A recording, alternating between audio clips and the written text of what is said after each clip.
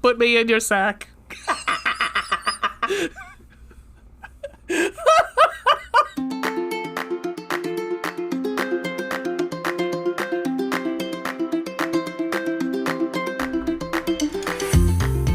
Hi, I'm Ray.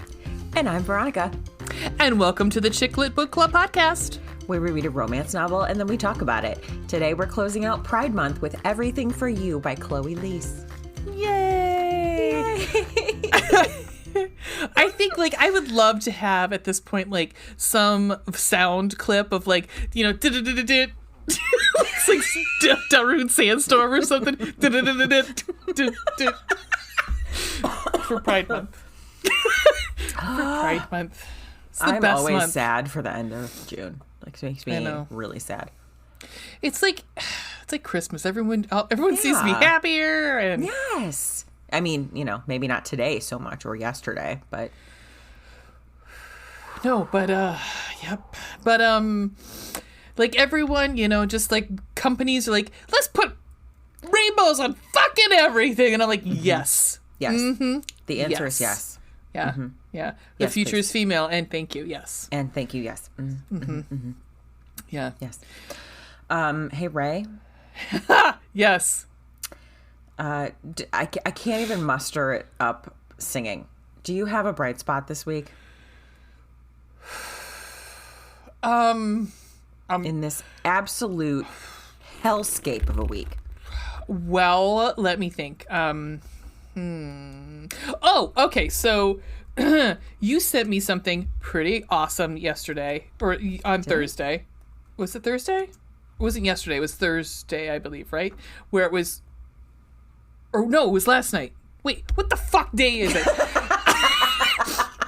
No, it wasn't last night because I read this book last night. No, it was Thursday night where you sent me a whole fuck ton of Stuff Your Kindle. Oh, because you sent me a text that just said Stuff Your Kindle. I said, excuse me?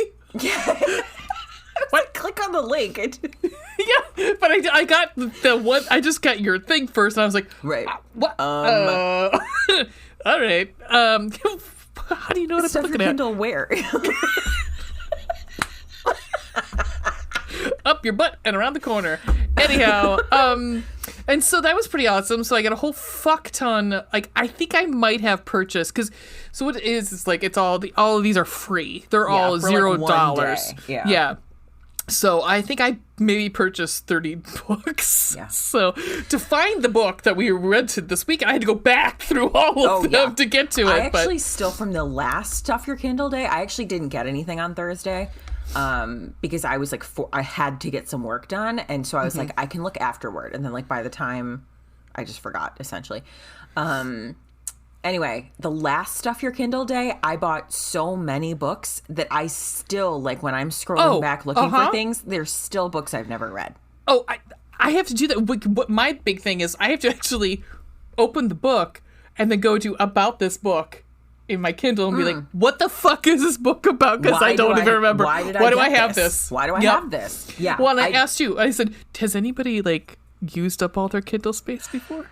Okay, so I was wondering that, and I think after a while, and definitely this happens in the app, but I assume this also happens on the Kindle device, that after a while, if you have not opened a book, it like puts it back in the cloud. It removes it from the actual device and just leaves it on the cloud. Right. Like, so a lot of times, what I'll do is I'll remove it. So therefore, no one will ever run out of space because your Kindle will just like remove it for you. A lot of times when I've read something that it's actually my purchased, I will just remove it from the Kindle after I've done with it. Unless I want to, because then I can always call it back up at some other point. Yeah. The other bright spot, and I told you, I'm fucking pulling a page from Dan's page, notebook here. I'm going to say, if you guys have not had Tajin seasoning, it's fucking amazing because it is a blend of mild chili peppers and also like lime. It's lime, chili peppers, and sea salt. And if you want something that's like, here's a little bit of heat, but there's no heat. It's fucking amazing. Like, I put it on a whole ton of shit. I don't know how I found it. It was like, I was making my order. I'm like, I can't remember why I looked it up, but it like recommended itself to me or whatever. I was like, this sounds pretty good. And it is. It's like, it's nice because it's like, it has heat, but it doesn't. Like, it's so Well, it's the really lime weird. would like mellow it out. But there's not even like it's really interesting. You can get, and I think it's the same with there's certain sort of Ween and I have talked about. There's like a certain kind of pepper that like a canned peppers that they get. They're like chipotle peppers where you get the smokiness. That's the word I'm coming for. Smokiness without the spice. So Okay. yeah, you can find it at any of your grocery stores. But I would totally recommend it. They put it in fucking everything. I put that shit on everything. Yep. That's Frank's technically, but I'm looking forward to trying that. Yeah, I would say, I mean, I use it in guacamole, I use it in salsa. I put it on chicken before The best thing about summer is guacamole. I mean, I can Longer say, days and guacamole.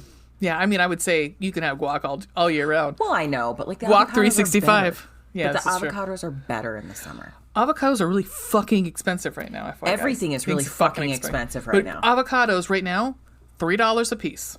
Jesus, I didn't even look because I do Instacart. Like, I don't even know. I'd have to look. Thank you, Yeah. Aldi, though. Oh, well, yeah, I'm going through Meijer, so. Yeah. I do like Meijer. There's none anywhere near me, but Yeah. I like that I could go and get like I could get like plant food and the same and fertilizer in my same order as getting groceries. I'm like, that's pretty cool. Anywho, Veronica. yeah. Tell me something good. Okay, I do legitimately have a bright spot, which I did not think I was going to have. Like, you and I were joking yesterday. I was like, my bright spot? I mean, digging from the well, I mean, that's why I joke, because what was Dan's one day was like crushed crushed red pepper flakes. I was like, Right. yeah. I will say, I sort of have like, I should say I have two. Okay. So even though yesterday was a fucking disaster of epic proportions, at the end of the day, the Senate and the House both passed the first gun safety bill in almost 30 years. Mm-hmm. And today Biden signed it.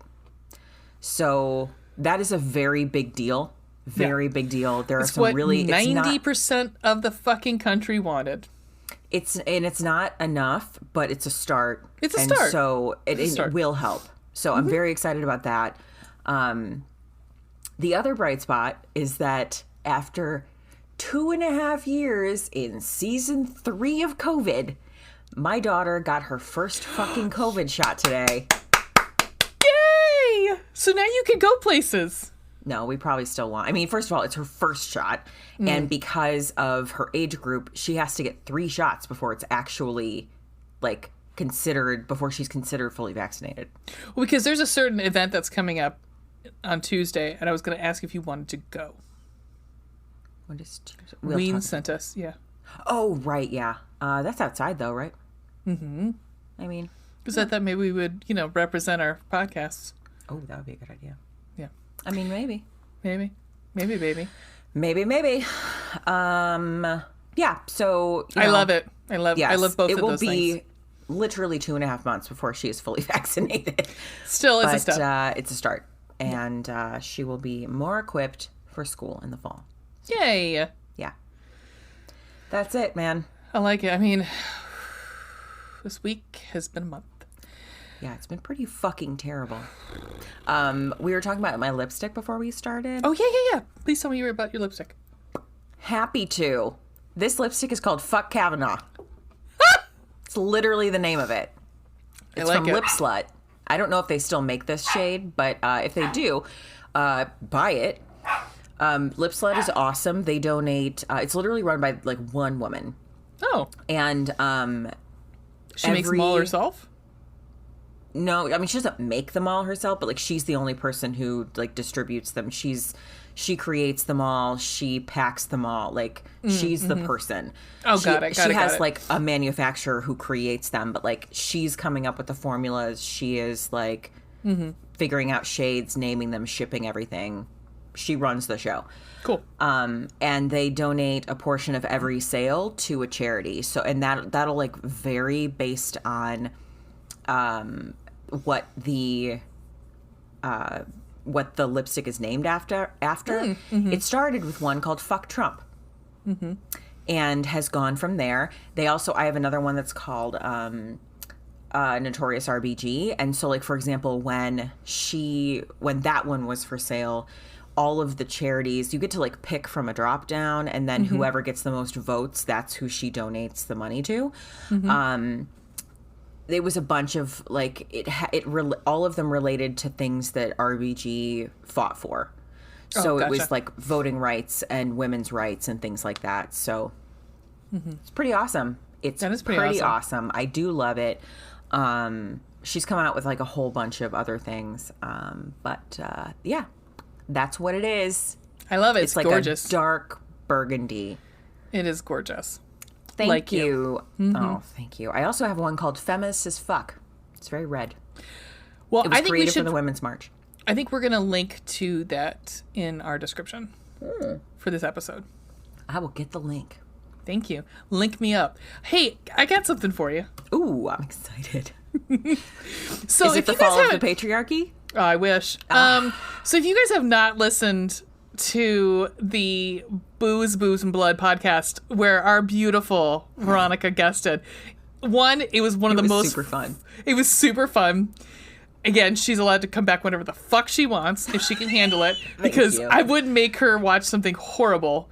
I think you could have watched like Nightmare on Elm Street 2. I think you could have handled that one. Well, again, like for me, it depends on what is scary to me is not necessarily scary to other people. Like, for example, The Exorcist has never scared me.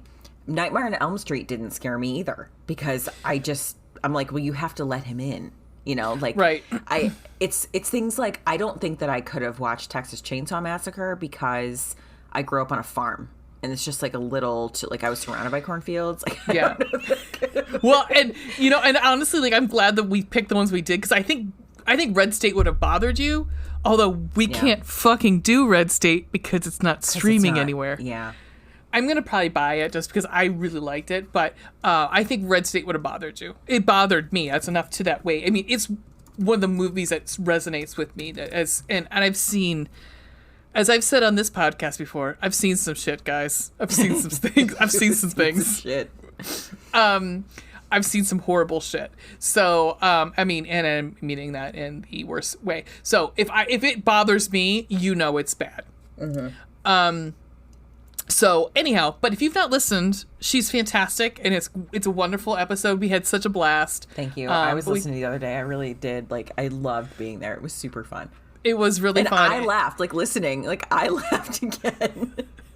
There were some things that I giggled just constantly as I was editing it. We talked about James Whale as The Old Dark House and Bride of Frankenstein. But on that episode, you know what? I'm not gonna spoil. So go listen to the episode. But I was gonna say you brought a little bit of CLBC to B3, and yes, so I did. It was super fun. I really enjoyed that. You guys were hysterical doing that. Okay, so I've got something for you. Beautiful. Can't wait. Want to know which rom-com leading man would ask you out? Yes. Plan your ideal date, and we'll reveal who it is. Okay. What time does the date start? 5 p.m., 6:30, 8, 10, 11. Last one's, I'm flexible, so I'll let my date decide. Okay, hang on. First of all, what day is this taking place? I have to fucking work. I'm not say, ready at 5. Who the fuck is ready at 5? Also, what are we doing? How long is this date? Can we just talk about the time first? Fine. Okay. Read them to me again. 5, 6:30, 8, 10, 11, or I'm flexible. I'm flexible. 8. I like that time. I do too. What will you wear? Something casual, something sporty, something bold, something cute, or something dressy, or it depends on where we go. So this is like a first date? Presumably? I would assume so. Mm-hmm.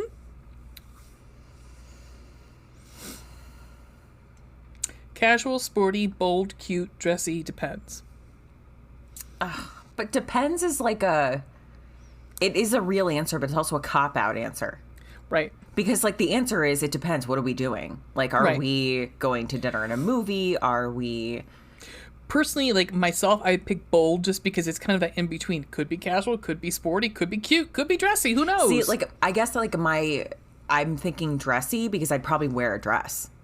Okay. It would probably not... It wouldn't be, like, a formal dress. It would just be, like, a dress, casual, chill dress. But right. A dress nonetheless. Where do you and your date choose to stop for a meal? Ooh. A food truck, a modern restaurant, some place with an awesome view, a fancy restaurant, a cafe, or a diner? Someplace with an awesome view. And the picture that they have accompanying that is like on a lake somewhere. Yes. Yeah. Mm-hmm. What will you order from the restaurant? Pho, tacos, a salad, pizza, ravioli, or a burger? Burger, and he will probably, I would imagine, make fun of me when I eat it with a knife and fork, because I just will, because I would ruin my lipstick otherwise. See, I'd go pho, just because I fucking love pho. So delicious. I can't get enough of it. Mm-hmm. What topic do you bond over during the meal? Family, work, pop culture, philosophy, a hobby you both love, or sports?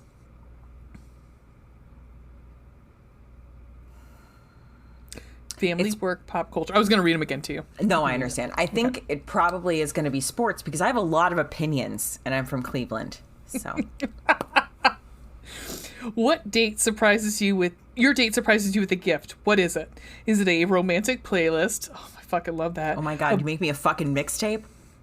Right? A bouquet of flowers, a piece of jewelry. Hold on. Fuck. No. Who are you, Tony Stark? Get the fuck out of here. Get out of here. I mean, again, if Tony Stark's giving me some jewelry, I'm taking it. A box of chocolates, a handwritten letter. The fuck, creeper? A candle. No. I mean, there's one answer to this, right? There's one answer to this, and it's the first one. Yep, What was it? A romantic playlist. Yes, that's it. I don't want any of those other things. I literally want none of those other things, including flowers, because I actually don't. I mean, while I think flowers are very pretty, I get sad because they're just going to die. So it feels like a waste of money to me. Right. I mean, I'm the same because I was actually watering my plants before we started, and I have roses everywhere, and I was like, oh, I could cut these and put them, like, why? Why am I going to do that? And then they're going to die. They're going to die. So if I just leave them where they are, they remain pretty. Yeah, and I can enjoy them. Where will you go after dinner? Out for a walk, a carnival, the beach, a movie, a sports game, or a concert? This was a tough one. I'm too old for concerts. They're too fucking loud. Also now, like, crowds, people, right? Like, I'm going to say beach. Walk on the beach, take off my shoes. I'm feeling the carnival just because I want to go. I want you to go hit that thing where you can show your strength. Yeah. Yes. And win a really bad looking Stewie Griffin. Yeah. Yes. Yeah. I understand that. What's the last stop you make before the date ends? Your favorite bookstore, a nighttime view, a coffee shop, an art gallery, an ice cream shop, or an arcade? Oh my God. Well, this one for me. Well, I know which one you're going to pick. Yeah. I'm going to pick a coffee shop though. Okay. FYI, there is an arcade. There's a barcade here in town. I still haven't gone to yet. Anyhow, near you. Yeah, right. Weed and I have to tell him, like, we need to go. We just go do it. Okay. Anyhow, what does your date end with? A goodnight kiss, a hug, a handshake, you and your date sharing how much fun you had together, you two planning your next date, your date telling a hilarious joke. I kind of like these. None of them were like, you fuck. Right. There's no kiss in there, though? A goodnight kiss, a hug, a handshake, you and your date sharing how much fun you had together, you two planning your next date, and your date telling a hilarious joke. Huh. That was a tough one. I mean... That is tough. Because, like, you could... I mean, the sparks could be there, but you could just be like, I don't know, like, if I'm, you know... Because if he's shy... Yeah, but I want that kiss, though. Are we going for a kiss, then? Mm-hmm. Okay. I mean, if it was a good date, like, I'm assuming this is a good date. Yeah, I wouldn't mind a hug. Hug's okay, too. I'm okay with a hug. Yeah. I mean, at this point in my life, I'll take anything. Anyhow... Human contact, especially after COVID. Like, yeah. Please, just put your arms around me. Okay. Skin to skin contact, like we're babies and we need kangaroo care. Like, put me in your sack.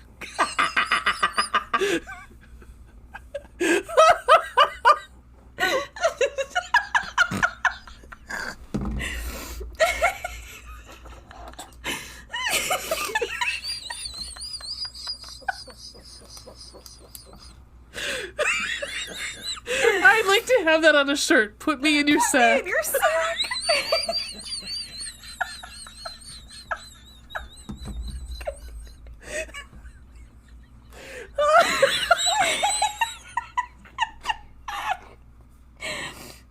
I'm writing that down. Oh my I God. want it on a shirt.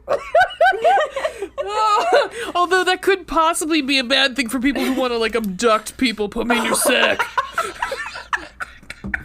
Oh my God. All right. We're not that far away from the human trafficking capital of the world, actually. Oh my God. Oh. I don't know. Oh. Like, not a funny joke, but also Kind of funny joke. I have tears in my sack. eyes. All right. Really dabbing my eye. Oh my! I'm using one of my bar towels. Oh Okay. my God. Okay. Okay. Oh. Lastly, describe the date in one word: fun, exciting, sweet, unique, special, romantic. Oh. I think fun. Okay. Oh God, who is it? It's You gonna got be someone I hate. no. Oh, It's he's real handsome. Oh God. Nick from Crazy Rich Asians. So Oh, Henry nice. Golding. Yeah. I'm It's okay Golding, with right? it. Yeah. You and Nick are going to enjoy an extravagant night out that you'll never forget. He'll love you so much that it won't be long before he introduces you to his family. Oh God. He's so fucking good looking. Mm-hmm. Why did he make that last Christmas movie with that girl who can't act? God. I don't know what you're talking about. Oh, do you remember that? Like it was 2 years ago. No, 3 years ago now. He made that Last Christmas where it was based on that song by Wham. Oh my God. And it's Why him do and I the- secretly love that song? I guess it's Oh, I not love a it secret too. anymore. Okay. I love it too, but it is literally like I gave you my heart. He's like he died. You don't find out to the end. I'm ruining it for everybody who's not seen this movie because it's so fucking stupid. So he died and he was a donor. And so he gave Amelia, whatever the hell her name, she's a horrible actress from Game of Thrones. Amelia Clarke, is that her name? Amelia I don't Clarke. know. She's, I think that's it. guys, she's one of the worst actresses on the planet. I mean, Oh, I see. Okay. I'm looking at IMDb. Last Christmas, you gave me your heart. I gave you my heart. I gave you my Wow. heart. Yup. And so she's seeing him and he's a ghost, but he's not. Because he is, but he's not. How fucking stupid is this? Stupid city. Got it. Yeah. I mean, he went from Crazy Rich Asians to that piece of garbage. It's upsetting. It is upsetting. Because he's talented and he's hot. But guess what? We're going to see a little bit more of him coming up. We'll talk about that later. Yeah, we are. Oh, speaking of, do we want to talk a little bit about Bridgerton? Yeah, let's quickly talk about Bridgerton. Because I got a card that we got to read. Oh, yes. Mm-hmm, mm-hmm. So we found out recently what the third season of Bridgerton's going to be. We did. It is going to be. We're going to divert from the timeline, and we're going to be. It's going to be Paula, and it's going to be Colin and Penelope. So I don't know how I feel about it. I know. I'm at this point with this show. I am so fucking, the bar is literally under sea at this point. It's below sea level. I don't know. I'm interested. I'll put it that way. I think they also have diverted so much from the storyline, and I would assume because anybody who's read the series knows that the fourth book is pretty much what they've already given away. Yeah. So it's I can see it being a combination of the two, and I think they will probably introduce Benedict. Yeah. Because I think, I wonder if the fourth book is, like, if Colin and Penn's book is just more popular, and so they don't want to wait, you know? I think, honestly, I think it's because of the actors, honestly. Because you've got those friends who, like, he's never noticed her, and and they are adorable together. Yeah, they are. And I think, you know, the fan base loves them. They do. So, I wonder if they're trying to capitalize on that. I assume Benedict's story has not gotten the same. No, I don't think so. Well, because we don't have a Sophie. We don't have a Sophie. Yeah. So, and I think that's probably the point too, is they might be wanting to milk it as much as they possibly, because maybe it doesn't get renewed. Who knows? I mean, we don't know if it gets going to get renewed for they fourth have season. a season 3 and a 4 already. They've renewed both. Oh, okay. So, so I wonder if they'll write them together and, like, introduce Sophie during season 3. Did you say they happen concurrently? No. Oh, they don't. Okay. No. Although, wait, hold on. I'm trying to remember. No, because I'm trying to fucking remember. Because there's not much of Sophie. Sophie and Benedict are together in 4. But, like, 4 jumps. Like, 4 starts and they jump ahead. Right. So, I think probably... It seems like they've really consolidated in the show. Because Colin travels for, like, a while. Yes, he does. And maybe that's what they're going to try to do but it's, like, also at the same time, these actors are so young. I mean, Luke is, like, 21, 22. And it's like, and Benedict's supposed to be, like, 30, 31. When I say Benedict, I meant to say, sorry, Anthony. Colin is supposed to be, in his book. Right, It's supposed to be 30 and 31, sorry. Mm-hmm. I got my names confused. But I mean, Luke is young, and they both look is. And he looks young. They both look young. I mean, I think Nicola might be a little bit older, but still look very young. She's supposed to be 29 in the books. She's 29 in her 4th book. Yeah, I don't. And I know they're not gonna because they've already said they're not gonna do anything with the weight stuff, which is fine. I'm fine with that. Fine. Completely fine. Because she should, if they were going to do something, they would have done it by the 2nd book, because that's when happens. When they start talking about that, right? Right. So if you're gonna leave it that way, I mean, she's a beautiful woman. She's a beautiful girl. Just leave it. But if you're not gonna do anything, I guess it's fine to not make her 29. I guess. I mean, I'm glad that they're not telling the actress, like, well, your character loses, like, a ton of weight, so you also need to lose a ton of weight. Oh, that would have infuriated me. No, I'm fine with that. I mean, just the fact that it's like, there's something about the story is I can't wait till you read it, because, like, for when you read, because she's gone through a lot at 29. It's like I don't care about the weight stuff. I mean, that really doesn't even have much to do with the book. Is the fact that she's, like, independent at this point. Like, at 29, she's like, I'm fine with never, I'm okay with not getting married. I'm fine with that, and being, like, independently wealthy, because she's fucking whistled down and she's been stashing that money away. Yep. So I think there's something they're taking away from that I kind of don't like already. Yeah. By not making her older, because I mean, she's still in that age where she's on the marriage mart. Right. So, anyhow, but we learned that recently, so we want to bring that up just because. Yeah, we're excited about it. We don't have any, like, release date of when that's coming out, but no. Someone asked if it was coming out July of. Why would you think that? Because July is stupid. Next week, people. It's also the same people who thought that. That Raised on Page was coming back. Well, no, that this was historically accurate. Okay. I was like, oh. I'm a little concerned about critical thinking skills. I'm worried about our educational system. I'm not going to lie sometimes. Exactly. That's my point. Uh-huh. Yeah, like when I listen to, like, You're Dead to Me, and they always have an American on, and they're like, so what do you know about history? And they're like, well, not much, because I was taught by the gym teacher. Perfect. Cool. Or the football coach. Cool. Excellent. Yep. But that's where we put Feeling history. good. That's where we put history. Good. We put history down at the... Oh, we need history. We need a history teacher. I think it's really apparent. Yeah. That Bueller. Americans don't know history very well. No, they don't want to look at history because God, somebody would show their flaws. It's also very whitewashed. So Anyhow, I got some cards for you. Score. Okay, I'm gonna pick one. I'm gonna pick one of these Year of Sex cards. Ooh, I should bring up our spreadsheet while we're here. Yeah, spreadsheet. Ayo. All right. It's funny because when I was making sure I had the right side of the deck, I was like, oh, that one. And then I actually pulled it.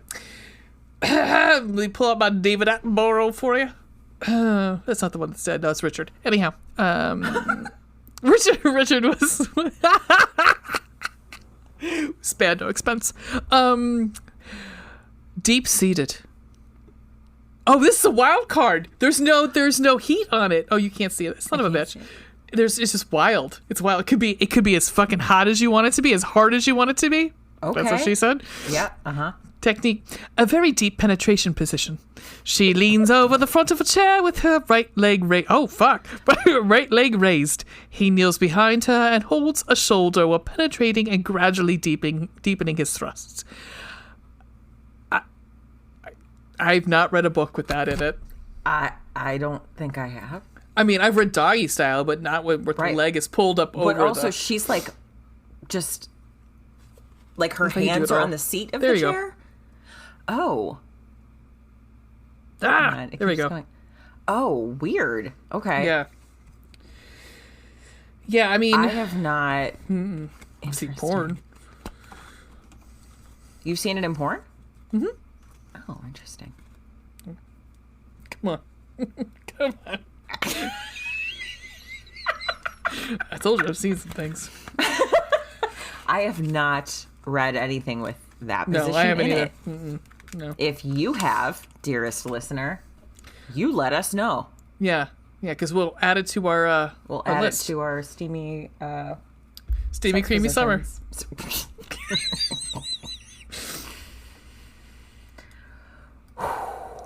Okay. Uh-huh. Want to talk about this book? I do. I do too. I really I'm very do. excited. I'm really excited. I'm very excited. Very excited. All right, so we're going to be back in 2 and 2. What are we going to go do? We're going to take a brief respite. Mm-hmm. And we'll come back and we're going to talk about... Everything for You. Thank you, because I forgot the name of it. I knew it. You saw that look in my eye like, Exactly. Your eyes got big. All of a sudden you're like, shit. Like... Because I have a brain like a sieve. Anyhow. Swiss cheese brain.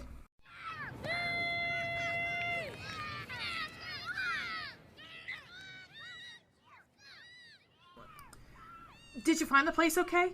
Sorry, it's kind of loud for a Saturday morning. Yeah, it's fine. Why are we at the park, though? Well, I wanted to start running drills. Drills. Yeah, like one-on-one passing. Like soccer? Yes! We need to hone them skills! Season's half over! Wait, what is happening? I figured we need to get in football shape for our new Ted Lasso podcast. Okay, to be fair, it will take more than just this to get us in football shape. Also, I have a lot of questions. Best way to understand the sport is to live it, right? Jason can use that in season 3. Okay, legitimately, that's a really good line. But right, we don't have time to start an offshoot podcast, and no one has time to edit it. But that's the great thing about Anchor.fm. Anchor will do all of that for us in one little place, like our own little Coach Beard. I know, that is one of the best things about Anchor. It's free, and the built-in tools allow us to record and edit your podcast right from your phone. Plus, they'll distribute it to Spotify, Apple Podcasts, so many of the other podcasting platforms. Wait, how good is your Roy Kent impression? Why would I be doing a Roy Kent impression? I've been working on mine. You want to hear it? No, there's kids everywhere. Little ears don't need to hear the F word this early. So we're not doing this? No, honey. Yeah. What am I going to do with all these soccer balls and goldfish? I don't even want to know why you have actual goldfish. To visualize being a goldfish. Will you take half of them? I can't guarantee my kid's not going to kill him, but yeah, okay. We're doing this. I believe we are not doing this. I believe we are. No, but we're not, though. Be curious, not judgmental. Right, I'm not being judgmental. I'm being realistic. Come on. It's a great... it's Barbecue a great sauce! Oh, we don't have time. We just don't have time. Onward! You're starting... Forward! No, you're starting a horror movie podcast with Charlotte. We don't have time. I believe and believe. Oh,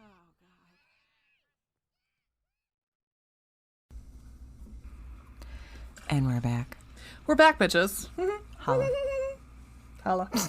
Little giggle. Dollar bills, y'all. If you were from wherever you would know. So we're gonna talk about this wonderful book. I think honestly I'm gonna thank you for picking this book, because we were trying to decide what we were gonna do, because we gave Lee lists of like, here are because we knew we were gonna do a Lady for a Duke, so we said, here are our female, and here are our male lists, and we went through on thank you all about romance, because they had a list of like, and they had them but I just did all the A-rated books, A minus, A+ rated books, and so I just made a list, and I said, we said you pick, and then whatever, whichever ones you don't want to do, we'll do for either one. Yeah. So we knew we were doing 3 episodes because we extended Pride Month because we love it. Yeah. We wanted to do a female because like we just had never, so we figured we'd break it up, like do one female, do one male. Yeah, and Lee happened to pick the female. The female, I know. Which I loved. I was surprised. Mm-hmm. And then all about it, though. You and I had both read a Chloe Lee's before. Uh-huh. We read Always Only You. Mm-hmm. And you said, let's do this one. And I said, yes, let's do this one. Because it sounded like gay culty, whatever. Mariana Zapata, culty. Yeah. It sounds like gay culty. But comes to find out, it's not that. It's something else. Real quick, you find out that it's essentially Ted Lasso. Yep. It's like Roy Kent and Ted Lasso. Like if Ted Lasso were Jamie Tart, but like Jamie Tart's personality is gone. It's Ted Lasso's personality. Mm-hmm. Yep. In a young body, like Jamie Tart's. Yeah. It's good, guys. It's real fucking good. And when it just came out too. It came out last month? Hang on, I just pulled it up, and then I immediately went to go look at something else. Because I have ADHD. Yes, it did just come out May 2022. Yeah, my heart cockles were burning a lot in this book. They burned a lot, but there was also a lot of angst. But not car crash angst, so I was okay with that. No. It's angsty in that, like, you have two characters who are in different stages of their lives. And so, like, it's just... But never did I ever think that these two were never going to get back together. No. There was no... In my brain, there was Taylor never Swift going... did not pop in there and say, we are never, ever, ever... Getting back together. No, there was never ever. Possibly not a HEA on the horizon. No, we knew that there would be an HEA. In fact, it's a romance novel. Also, the cover kind of gives it away a little bit. I'm not gonna lie.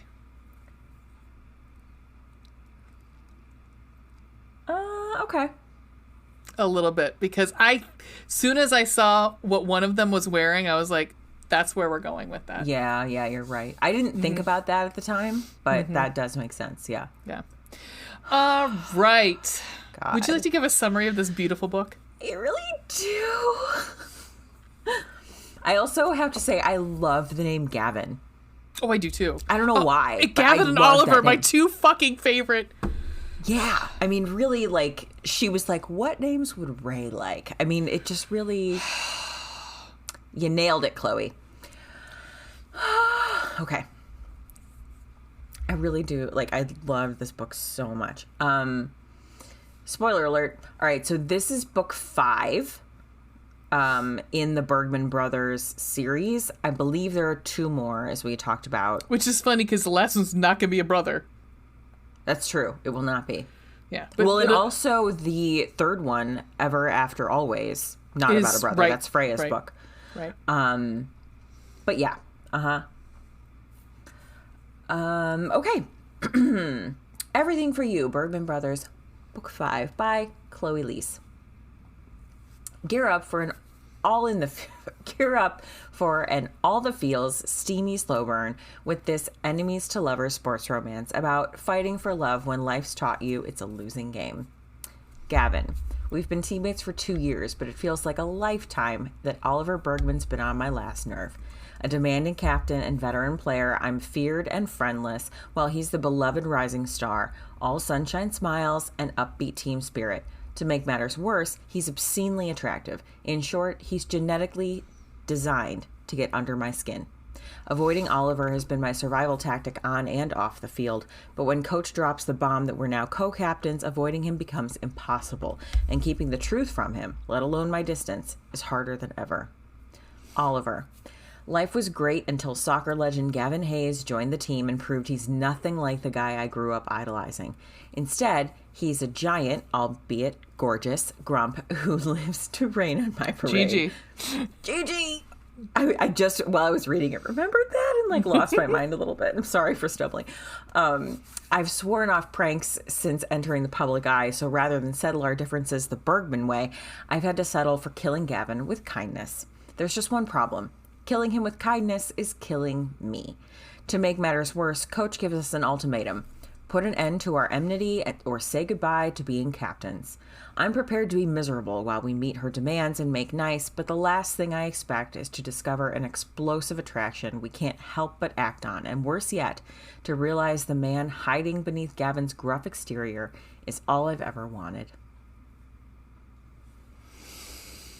I love a grumpy sunshine. I do too. You know what's even better? It's a grumpy sunshine enemies to lovers. I mean, we don't have that here, but still. Well, we kind of do. A little bit. We do. A little bit too. Yeah. So I don't know if there's a ton to add more. I mean, because honestly, this takes place over about 2 months, maybe. Yeah, it's not a long period of time. So there's not really much. Maybe 3 months. It's not a long period of time. No, I think you need to know is that Gavin's body is breaking down quick. Yes, there's a 10-year age gap, almost 10-year age gap between them. Gavin is 34. And you find this all out pretty quickly. Gavin's 34. He played a very successful career in Europe and essentially he is American and essentially came back to the U.S. because soccer is less demanding here than it is in Europe. It's where soccer players come to retire, to die. Yeah. That's why we got backup. Oh, that's true. I didn't even think about that. Oh, I have something else to say about that too. Go ahead. I'm also bleeding. Oh, awesome. Yeah, excellent. Cool. I scratched myself. I understand. I did that last night. So yeah, Gavin is his body is really broken at this point, and is just at one point he even says I'm on borrowed time. Yeah. It's really nearing the end of his career, and he knows it, but he has lived and breathed soccer since he was given a soccer ball. Well, I think he played for Arsenal. I think that was one of the was it? I think it was one of the I think so. I think they said he played for Arsenal. Okay. Yeah. I mean he had a significantly long career, probably for 12 or 14 years. Yeah. Played hardcore football in Europe. Yeah, I mean, it's over there. There's something magical about watching a fucking Bundesliga or Bundesliga, or an English Premier League game as opposed to, unfortunately, a U.S. game. Yeah. We actually start off the book with Oliver, who is reeling post breakup. Yeah. Oliver is actually bi, I believe. He is. But Gavin is gay, and Gavin lives openly gay. He gave a press conference. He's not. He doesn't hide it, and that helped inspire Oliver to live more openly as a bisexual man. Oliver has looked up to Gavin his whole life. You know, it's in that way is very culty, you know, like that she looked up to him and she is the reason that he is the reason that she got into soccer. And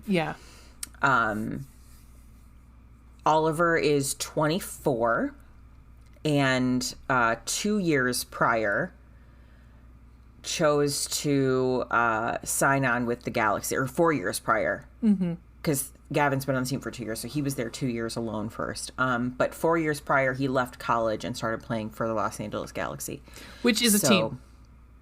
Yeah, it is a team. Yeah, which I was like, that's where Beckham played. Oh, you're right.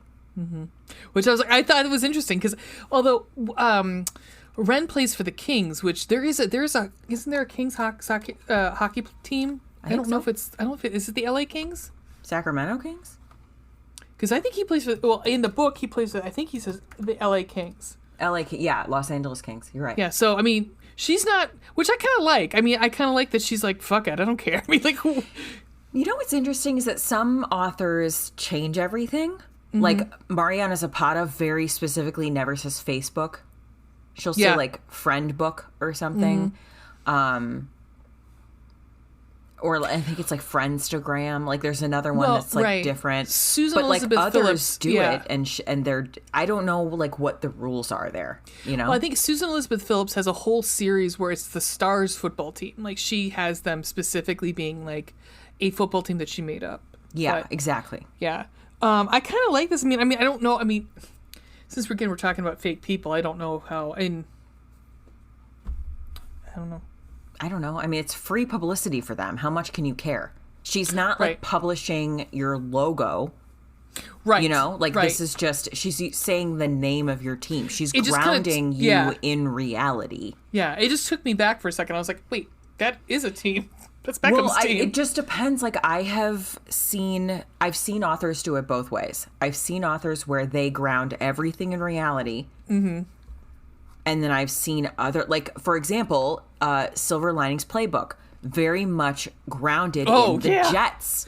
Yeah. Right? Eagles. It's the Jets. No, it's Eagles. Right, Eagles. It's Eagles. So, like, very much grounded in the Eagles. It's a major part of the story. But then, like, Mariana Zapata is like, no, we will not be, you know, I don't know. I don't know why the choice is made either way.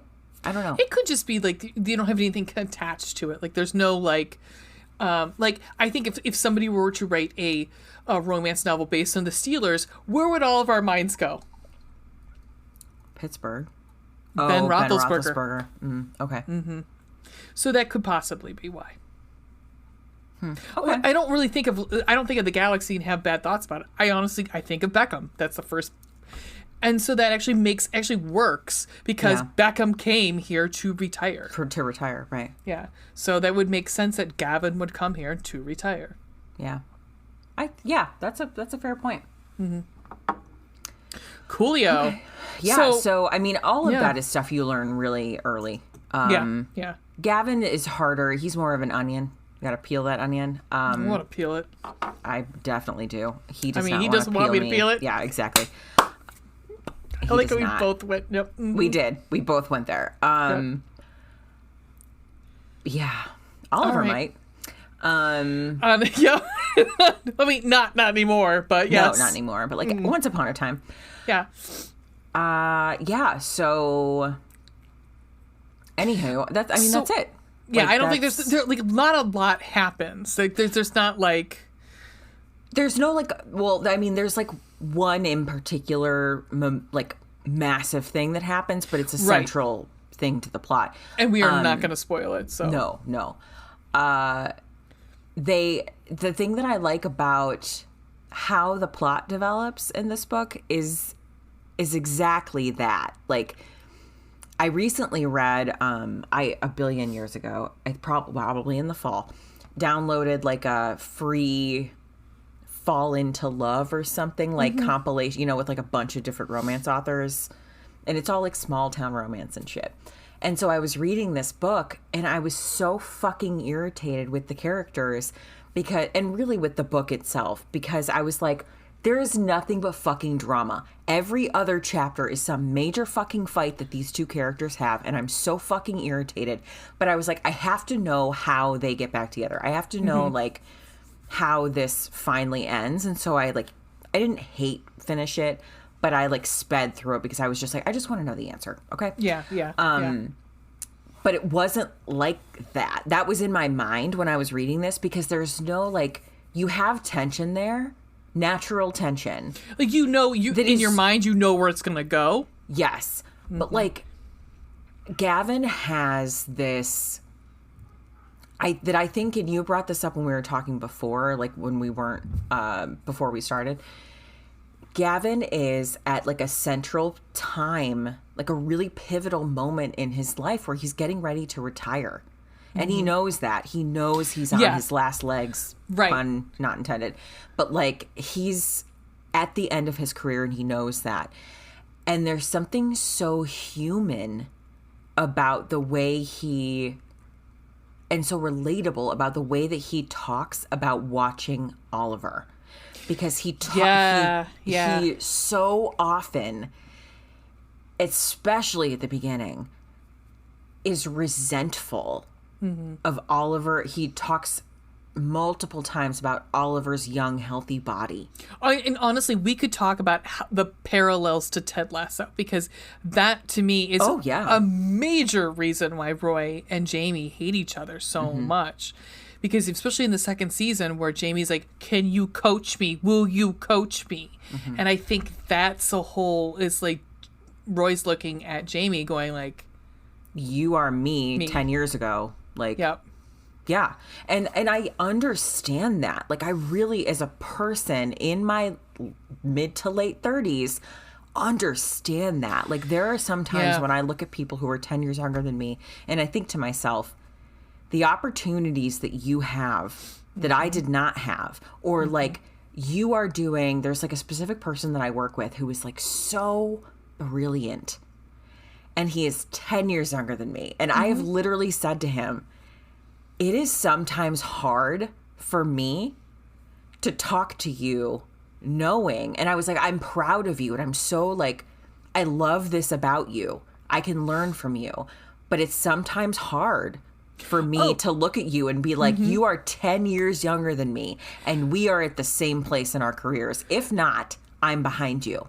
Think about this. Think about directing a senior in high school or junior going to be a senior, having so much fucking talent as an actor that you're like, I can't. Borderline resentful, right? Borderline resentful. I was like, God, if I had what you had at your age, my life would have been so different. So hard. I mean, it's hard. It's just this thing that starts to happen. I've noticed, I think for a lot of people when you get to your 30s, is like, and I feel like a lot of people don't talk about that because it doesn't feel good. No. And I think that's why we don't talk about it. It's because it doesn't feel good. It doesn't feel good. And it also, like, for me, I was like, God, how fucking awful are you as a person that you feel that way? And the thing is, I love my coworker. He's such a, like, lovely human being. And I want him to succeed. And I want him to have, like, a great career ahead of him. And I have no doubt that he will.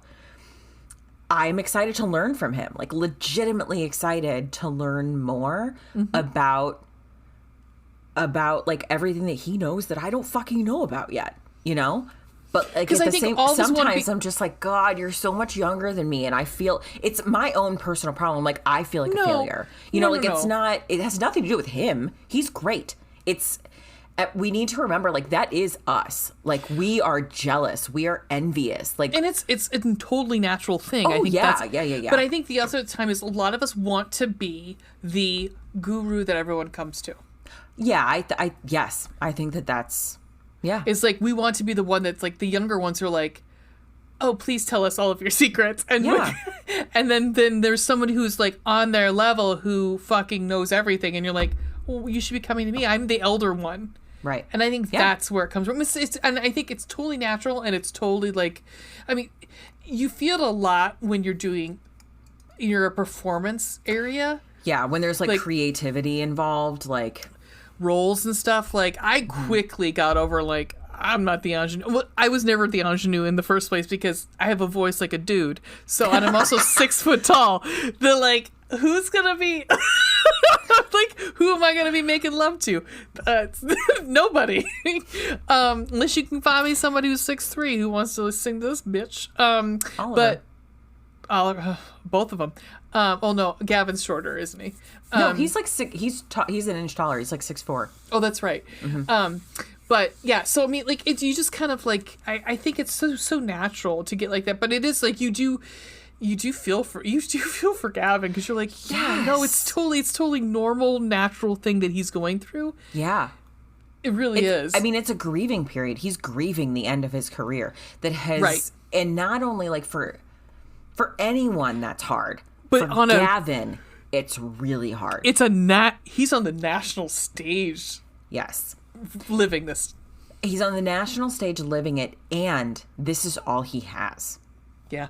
He has nothing else. I mean, nope. He left all of his friends behind in Europe. I don't think he had very many.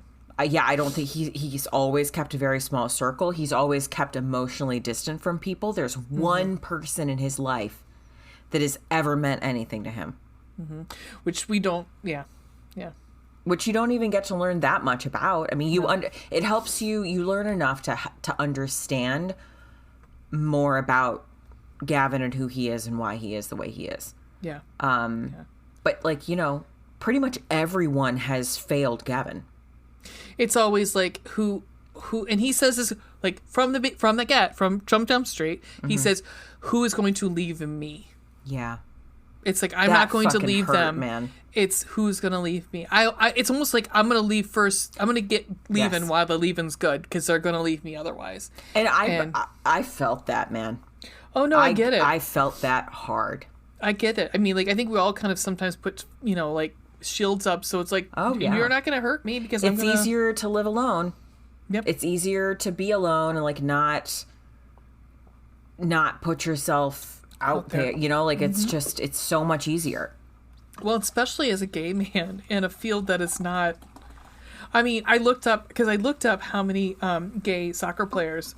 There's 8 or 13. So and that's not soccer play, like people who live, out, professional. And we're not talking about current.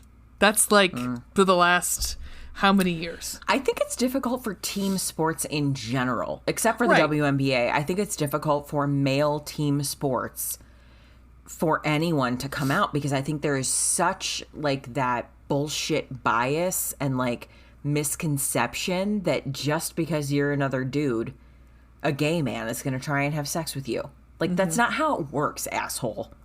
Right. But thanks for, pushing your rape culture on everyone. Like thinking that your own rape culture bullshit in your brain is going to be transferred to other people. Right.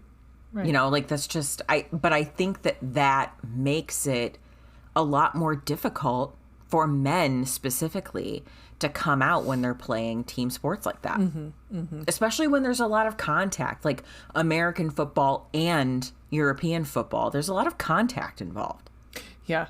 And so I think that there's like additional, incorrect, pressures. but additional pressures there. Agreed. Well, let's get into this. Let's talk about our pros and cons. So, how we review. We could talk about this book for so long. I know. I mean, we could write a dissertation at this point. I mean, we could. So we do this as a compliment sandwich. So the top bun is a pro, something we liked about the book. The middle, I'm not going to say slippery middle. I already did it. Is the con, our meat, something we didn't so much care about, and then our about the book, and then the bottom is our bottom bun is our pro, something we like to like leave it on a high note. So, Veronica, yes, dear, please tell me your top bun. Oh my god, I'm very excited to talk to you about my top bun, which is the Bergman family. The fucking Bergmans, like there's 7 altogether, 6 siblings, 6 besides Oliver. There's 7 altogether. Yes. From a Swedish family. But Get ready. also, Get your translation dictionary ready. oh my God, yes. Like I was Googling things because Me too. they're fluent in Swedish. And so like they randomly slip in Swedish words. I mean, it was like that in you and I had talked about before, like Always Only You. You and I both read that, and Ren slipped some Swedish in there sometimes. And you were just like, what? But oh my God, like I guess I don't. This is not part of my top bun, but like I have to. I don't know what your buns are, but Oliver's niece calls Not my Gavin. okay, yes, but I think she's adorable. Yes. Oliver's niece calls Gavin a specific Swedish word. And I died. Like, because I immediately also want Googled to eat it. Yes, I do. But, like, I immediately Googled it before I even read the next sentence, which would have told me what it was. Mm-hmm. And I was, like, dead on the floor. I mean, I was just like, this is amazing. I love it so much. I just love it. Okay. All right. I'm sorry. I'm back. I digress. The Bergman family, and I think part of it, I know what it's like to end up with a person who has like a very sweet, kind family. Yes, you do. And like, and to sometimes, like from Gavin's perspective, to be like, what the fuck is happening here? Overload. There is a lot of things and people and kindness that I'm not sure how to deal with. Right. But like you start off the book with Oliver and his family because they're all gathering for like an event together. Mm-hmm. And so they start off at the A-frame, and I do love that is like a theme, at least through the two books that we have read. Yeah. I don't know. I assume it's like also a thing in other books, but it's like the family home in the mountains or whatever in Washington State. So they're at the A-frame like celebrating, and the dogs are fighting. I apologize. oh, is that what that is? Awesome. Yeah. Yes, the dogs. It's Luna. At the moon. Singing her song. She's doing this. It's not a video podcast. I'm sorry, but you got to enjoy it. Shebas make the weirdest noises. Yeah, they do. They do. They make. They really sound like weird howler noises. monkeys. It's great. That's really weird.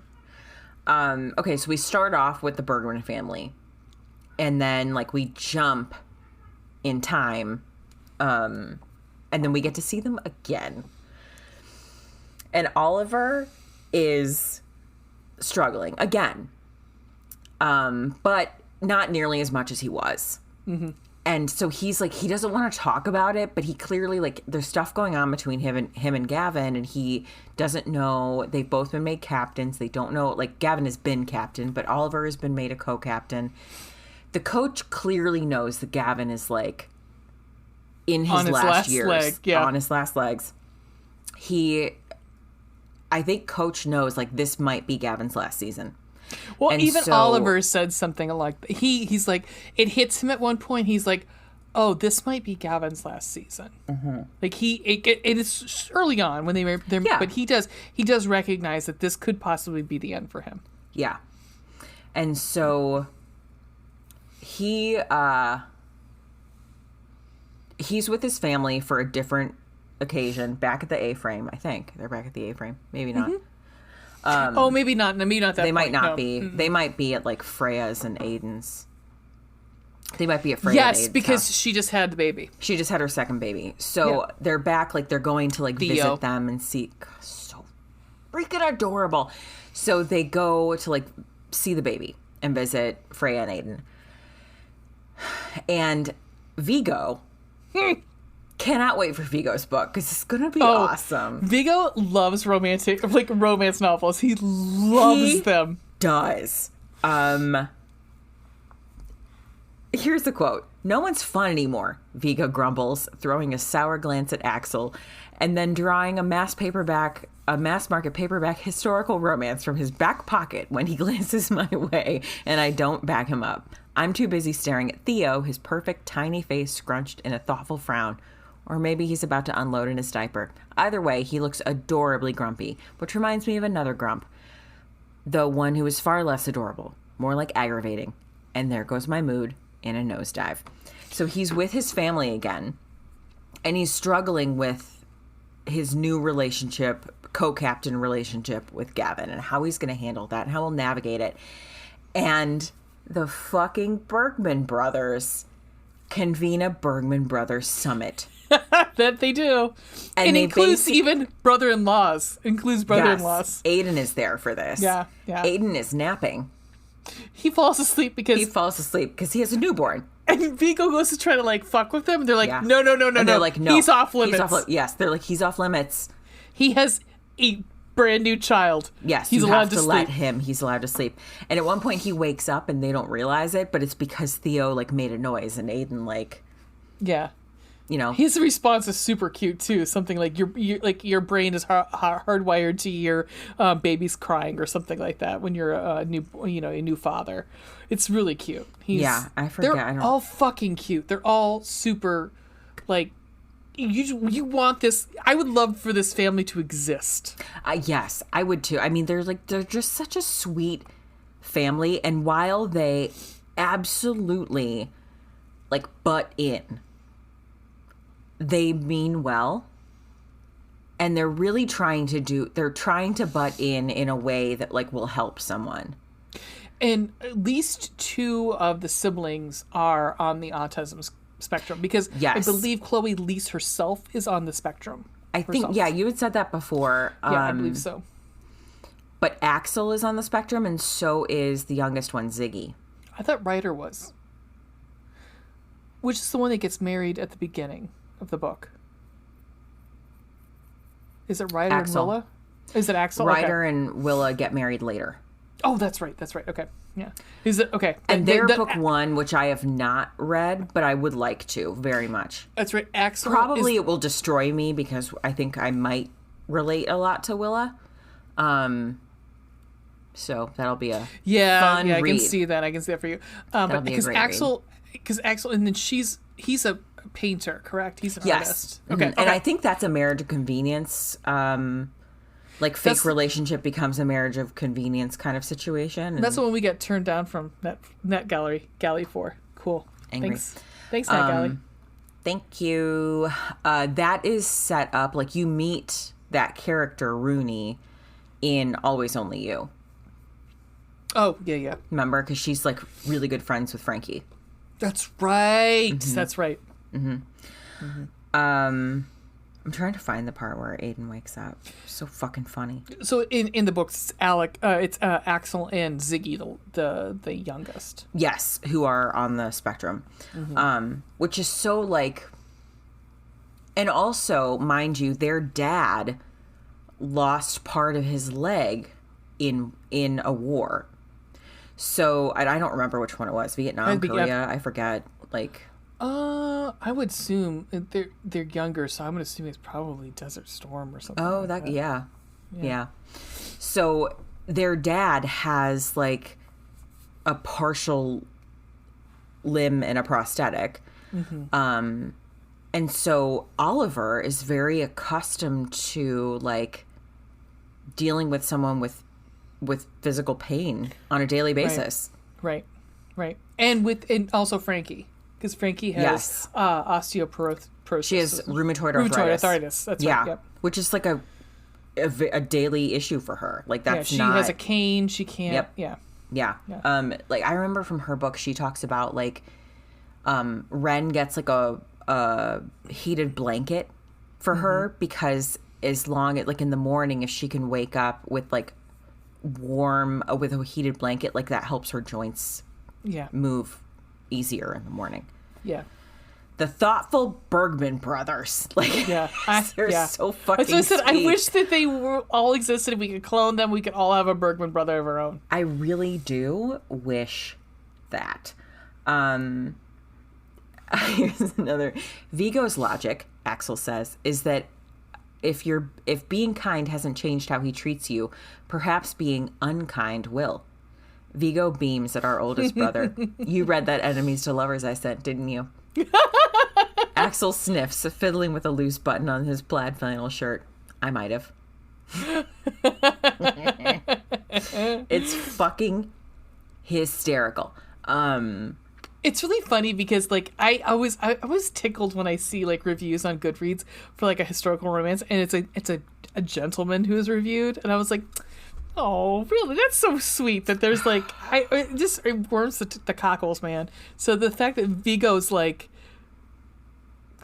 all about, especially like he loves he loves historical romances. He does. Like, it's like specifically historical romances. Like I cannot wait. I cannot wait for his book. Same. Like very excited. Yeah. Very excited. Yeah. And I am excited for Ziggy's book, but like not as much. Like we do get a glimpse of her in this book. I mean, she's also a soccer player. She's a tough character because I mean it's yeah. I mean she, especially because the one that you and I read, she's got a lot going on. Mm-hmm. She's really trying to figure out who she is as a person. Yeah. So I actually kind of like this one because she's like a full grown adult in this one, and like she's in school, and you can see that she's done something with herself. She's playing soccer for UCLA. Yeah. She's very good. And not only she like got into UCLA proper, like not even just like she got in there, and they're like, and then they give her a scholarship for soccer. So I was like, that's pretty amazing. I mean, she seems like a smart cookie. So yeah, and I love like you see it a little bit firsthand, but you hear more about Mama and Papa Bergman. Like you hear about them through Oliver's memories and just how sweet and kind they are to each other. Yeah. And how caring, and you can see that directly reflected in all of the siblings.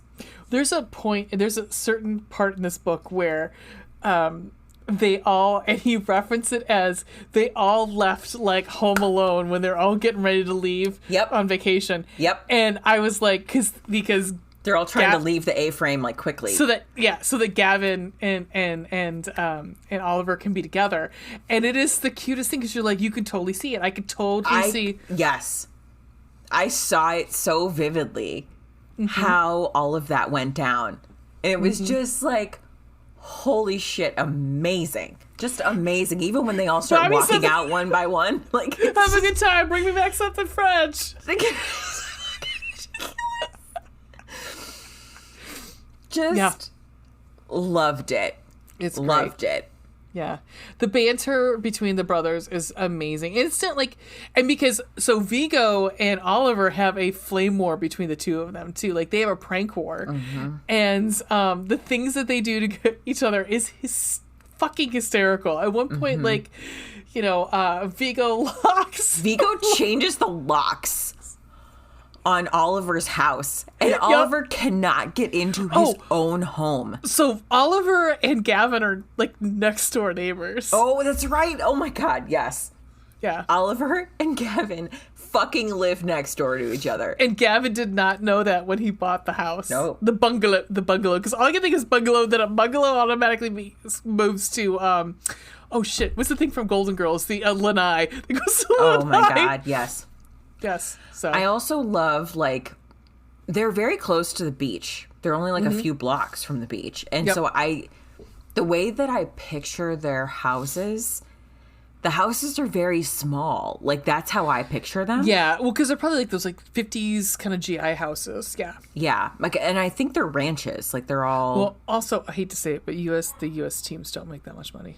Right. Like, they don't make as much money, but also everything out there is going to be so fucking expensive. Yeah. Because it's LA and you're a few, like, blocks from the beach, Yeah. But there are, like, I think, like, a bunch of other players live, like, close. But yeah, like, I pictured their houses to be smaller, which I sort of enjoyed, because a lot of times when you read about, like, professional, any kind of sport, like, you read about, like, people with massive houses and, like, they have 14 cars and, like, Oliver's got, what the fuck is it? It's like a He's got like a Oliver's got like a Is it a Prius or something? Something It's like that. Yeah, it's like it's an tiny electric little car. like Yeah. electric car, like, you know, or hybrid or something. Just trying to be nice to the environment. And of course, Gavin's got like a Land Rover. Yeah. Or a Range Rover or something. Yeah, because well, I'm sure he's not doing bad. He's doing fine. He's doing fine. Fine. Yeah.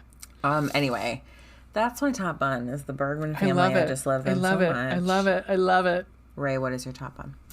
My top bun is so we joked before so if you've listened to the episode with Lee, is that Veronica was like, so it's like this, and I'm like, oh my god, Roy Kent and Jamie Tart. I was like losing my mind because I was like, I was fine with whatever she had chosen, and then I started reading it, and I immediately texted Veronica, and I said, Jason Sudeikis might sue Chloe Lees because this is Roy Kent. Yes. And then, and the whole time I'm reading, I'm going, yes, this is Roy Kent. Mm-hmm. And then I got to the beautiful acknowledgments, which I loved, because this is how it starts. I'm going to read parts of the acknowledgments for you because I think it's like, worth it. Worth it. Like many people, once I gave into the hype and watched Ted Lasso, I fell hard and fast. The show's success in such stressful and uncertain times is no mystery to me. As Jason Sudeikis joked on SNL, it's built around two American hates, soccer and kindness. Well, of course he's teasing in a way. He's right. America's culture's capitalist drive cultivates many success at all costs principles underpinned by a self-oriented cutthroat nature. As for soccer, it's not America's most loved game by any means. Which again, I'm like, I never understood why.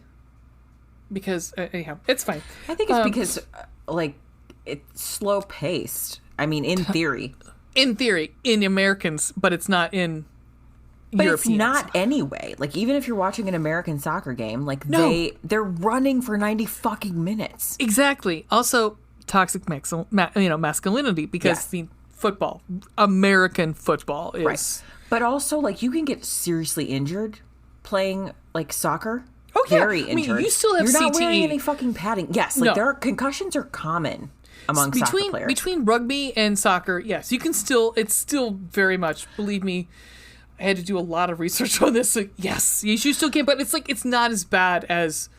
Oh right, because it's not as high impact. No. Right, but I think for me, soccer and baseball have a similar issue where people get quote bored with it because the scores are typically low. I think that's really what it is. Right, because it's not like it's each run or each goal is so hard fought, which to me makes me love it. Exactly. But for people who are used to getting 6 points for a touchdown and 1 point for an extra point, so you're at 7 points, basketball. you've only scored once. Basketball, you at least 2 points unless it's 3 free throws, and then it's 1. Or hockey. Hockey's the same fucking way. It's it is hard. I mean, it's soccer on fucking ice. I mean, that's what it is. Yep. So as she says, as somebody who's a sucker for any character unpacking their embedded patriarchy and eschewing toxic masculinity, who grew up playing soccer and deeply missed playing while games were canceled and seasons postponed due to the pandemic safety precautions, watching Ted Lasso was a balm to my soul. Let me keep going. So I felt this aching need to stay in the world, to linger in rowdy locker rooms and shenanigans during practice, to see teammates being there for each other, rising to the occasion as they faced challenges both on and off the field. And again, I apologize for the dog screaming up the stairs. And thus was born an idea for Oliver's book. Love it. A player whose heart echoed Ted Lasso's, someone who's always chipper, friendly, playful, yet who's also privately contending with loneliness and anxiety, and another player who, like Roy Kent, grumpy, growly, and foul-mouthed, fears the end, like we all do, of what's given his life purpose, validity, and meaning. And then because I'm in the business of writing happily ever afters, I thought, let's make them fall in love. I mean, it's just such a good book. It's such a good book, and I love the Hamilton references. I just Oh my God. But I mean, because honestly, like, it's so funny because to think about, like, I'm thinking about Oliver as a character, and he really is Ted Lasso, because Ted Lasso would know the references from Frank Sinatra to fucking Sondheim. Like, he would consider, like, when she says something along the lines of, like, Lin-Manuel Miranda is Sondheim and Shakespeare mixed together. He would so say that. He would. Yes, he would believe that. He would. At one point... Sorry. At one point, go for it. Oliver says, "Then it's on. Pistols at dawn." I frown. What the fuck are you talking about? You clearly haven't read enough historical romances. Fucking correct. I've never read one, and I have no fucking clue what you're talking about. Well, Oliver introduces Gavin to Hamilton. Yes, he does. And Oliver puts on Hamilton while we wait, seemingly incapable of existing in quiet. Granted, extremely... And I, again, could see Ted Lasso doing this.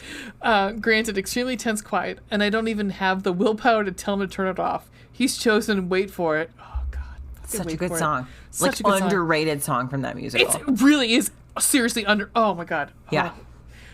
And that song has had me in all 3 minutes and 13 seconds of it in its clutches since I first heard it. You know, Oliver Rugen's sounding dangerously philosophical. This song's themes of subtext raise serious questions of, I groan, must you pontificate? Can't we just let Leslie Odom Jr. sing the shit out of us this song and sound like sex in a voice box? Yes, I also highlighted that. I did. I was like, yes, please.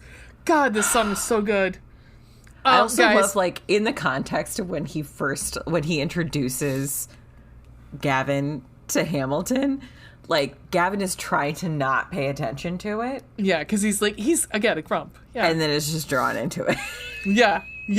Like, I could, again, it's, you know what, it's like fucking, it's like Roy with the women from his yoga group. Yes, and then watching that second season when watching Jamie Tart on that, like, Love Island show or whatever. Yes, it is. You're right. It's just like that. Yeah. Oh my God. This, I mean, she hit on it. I mean, she got both characters so well, and I really enjoyed it. I really did. I thought that was fantastic.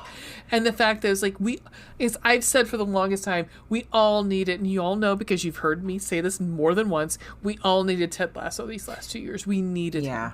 We needed this. It was so, like, accidentally perfectly timed. And the fact that there is no shirt that says kindness has made a comeback fucking bothers me. Because it did. I mean, like, it was what we needed. And we still need. I'm actually going to read a quote later from a book that is not this book that fits into that. So thank you for the lead-in. That's fine. No problem. So that's my pro.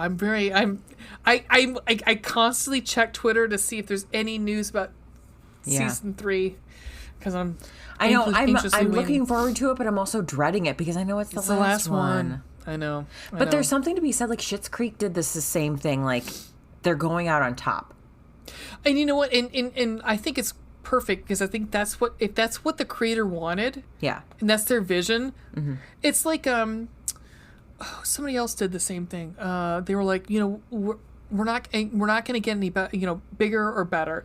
Seinfeld did that too. Seinfeld did that. Yeah. They were like, well, you know, we're even though that last fucking show was awful, that last episode is really bad. But I mean, it depends on because some of them thought, you know, there's 2 different versions of it too. But you know, if it worked, but again, I think Jason Sudeikis is going to go on and do amazing things. I'm sure he will, but you know, I'd rather it be 3 seasons and have it be 3 amazing seasons than literally I stopped watching Grey's Anatomy 5 fucking years ago because I'm just like, dude. Or The Office or something like that. It's just not. I'm not even I don't even want to sit through it anymore. No, I mean because. Us and Americans ruin shit. I hate to say it. Like that's why the British have 6 episodes. Like, there's a reason why there's like 12 episodes per season of Doctor Who because we're like, we don't need 24 episodes because it just fucking ruins it. It's just you get excited for when it's on. Yep, you get excited for when it's going to be on, and then you enjoy the fucking shit out of it because they've spent so much. I mean, I'm very excited about Good Omens too. Guess how many episodes are there? 6. I'm very excited. I'm very excited, as you would say. So anyhow, even like Stranger Things is Yes! they're doing like we watched another this is the episode last season. night. Yeah, Is it the last season or is there a 5? last season. Really? They're gonna do. They're gonna do. Well, I think, 4 is broken into 2. Right. So this next part is the last part. Is of it? Mm-hmm. Oh, God damn it! Yeah. I'm So pretty we have sure. Let me we look. have You one keep talking. episode. We have one episode left in like this series, but then the next series comes out like next month. So if they kill one of these characters, I'm really pissed. But you know, I get it. Let me I look. guess. I'm pretty sure. I thought there was a season 5, but I guess I could. I mean, I could be wrong. Is Stranger Things season? Oh no! Is this a release date for season 5? Has that been announced? But I thought. I Stranger think- Things will end with season 5. Okay. Will all end. right. Okay. So there's like 1.5 seasons left, basically. But like Yeah. they did it. Season 4 is in 2 parts. In part, I think because like they had to get through so much stuff because they wanted to end it in season 5. I want to say it's totally aside, but I actually like the new like spooky we're completely the season 4 is different than season 1 through 3. It is, yeah, it is. And I kind of like it. I mean, Yeah, I like I the like it monster too. of the week sort of shit that Yeah. they're doing. Like all these other weird fucking monsters are coming through, whatever. Mm-hmm. You know, you want to do 2 more of those? Fine. I'm totally... 3 ruined it for me, I have to say. 3 was rough. Like 3 with the fucking... between 11 and whatever, I was like, I don't fucking care. I don't really care about these 2 kids making out half the time. Fair. Show me some monsters. Some monsters. Show me monsters. All right. All right. Cons. Should we talk about cons? Okay. Yes. Listen. Okay. So when I started it before you, and I was concerned that you were not going to be able to see past Ted Lasso. I was very concerned about it. Like, I was worried that you were going to be like, this is just a Ted Lasso ripoff. Oh, okay. You know what I mean? Yeah. I'm super excited to hear that did not ruin the book for you. No, I was so involved that I didn't care. Okay, good. My con, I know, like, that being said, my con is that I could not separate Gavin and Roy Kent. I get it. Like, and it's not, listen, I love Gavin and I also love Roy Kent. But, like, I couldn't not picture Brett Goldblatt. Brent. Yeah. I couldn't not picture him. I almost cast him as Gavin. I'm sure you did. And that's I did. Yeah. But like, because I could not see anybody else but him. I know. Like the whole time, that's what I pictured. But he's shorter. Yeah, he is. He's 5'11", 5'10", 5'11". He's shorter than that. I can put him in my pocket. Yeah. And I'd love to put him in my pocket. But I can see that. Like, it was hard for me, and even like there are some moments when Oliver Because you got, is like, so you got- Ted Lasso. Well, that you've I got was like, Linnea, who could possibly be Sophie. His niece, Sophie. oh yeah, yes, exactly. Like there are just so many moments that it was hard for me to come out of Ted Lasso world and stay in Chloe Elise. Oh, 100%. I get it. I get it 100%. And listen, I loved this book. Like this is not this was me grasping at straws. I loved this book. Right. My con is going to be like, okay. Well, you can talk about it. Like you can just go ahead and go. I don't have a lot to say about it. Like it was just sometimes I was like, well, I guess it kind of just leads to yours. It's difficult to separate for me. And if there was anything different between Gavin and Roy Kent, it would have been easier. Here's my thing. My thing is like we do learn more about Gavin, about Gavin's past. We learned it in the last that did help. We learned in the last 5%. I would have liked a little bit more earlier. Yeah. Because it's like it's a mystery, which is really not a mystery. It's not like it's like, guys, when you finally find out what his backstory is, it's not like it was, you know, he wasn't getting abused or anything. Well, he kind of, Well, you there's an implication. There's an implication, but you don't even know that. Like, it's so murky. You don't even know. I couldn't even really understand what was happening in the scene that he starts talking about, where I was like, but it's fine, but I would have liked more of that. In some ways, I liked it because you as the reader were just as in the dark as Oliver. But we see that scene. We see that chapter's from Gavin's. You're right. Perspective. You're right. So, but even Gavin won't. Like, when we go to Gavin's perspective, even Gavin won't talk about it. But the thing is, so, like, to understand what he's going through, and to keep saying, like, people leave me, but I don't. I get left. I need a little bit more, just a little bit more. I get it. But I mean. And I think if we had known a little bit more about that, because it's funny, like, going back to Ted Lasso, when Roy's never really had, like, a serious relationship because everyone steals from him. Because at one point, I think, what the fuck is her name? Oh, Juno Temple. What's her name? I don't know. It just flew out of my brain. Keely says, yes. Like, your last girlfriend stole, Keely stole your watch and your phone, and it's like, that's just. But he's got this, adorable, like, niece that he takes care of. That he's pretty much the dad of. Like, he's the father figure of. It is hysterical. And so, wait, oh my God, when, like, she needs to find a dentist, and oh my God, I thought that same thing too. Well, I was actually thinking of Keely, like, her breathing on Keely, and Keely's like, yeah, Keely being like, try not to vomit, yeah, yeah. But at the same time, like, so I would have liked a little bit more of that to understand like where he's coming from, just to build it out. Just again, like, as you and I were saying, we're trying to fucking figure something out to have a con for, because I was having a hard time. This book was so good. Good. It was very good. Good. So good. So those are our cons. I mean, a very thin slice of corned beef. Yeah, I mean, and just one. Yeah. Not a lot. Turkey bacon. Yeah. Gross. I don't like turkey bacon. No. It's gross.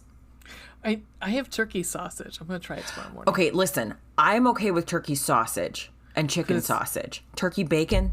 No. Stop it. No. Go to jail. No. Just you keep that with your tofu bacon. Nope. No, you eat bacon or you don't eat it at all. Yeah, right. Just don't. I got a BLT from Jimmy John's on Friday. Yesterday. I said that's the carb that I ate yesterday. I was so excited. I am suddenly very hungry. I also got a tuna sub to eat for dinner. So don't worry about it.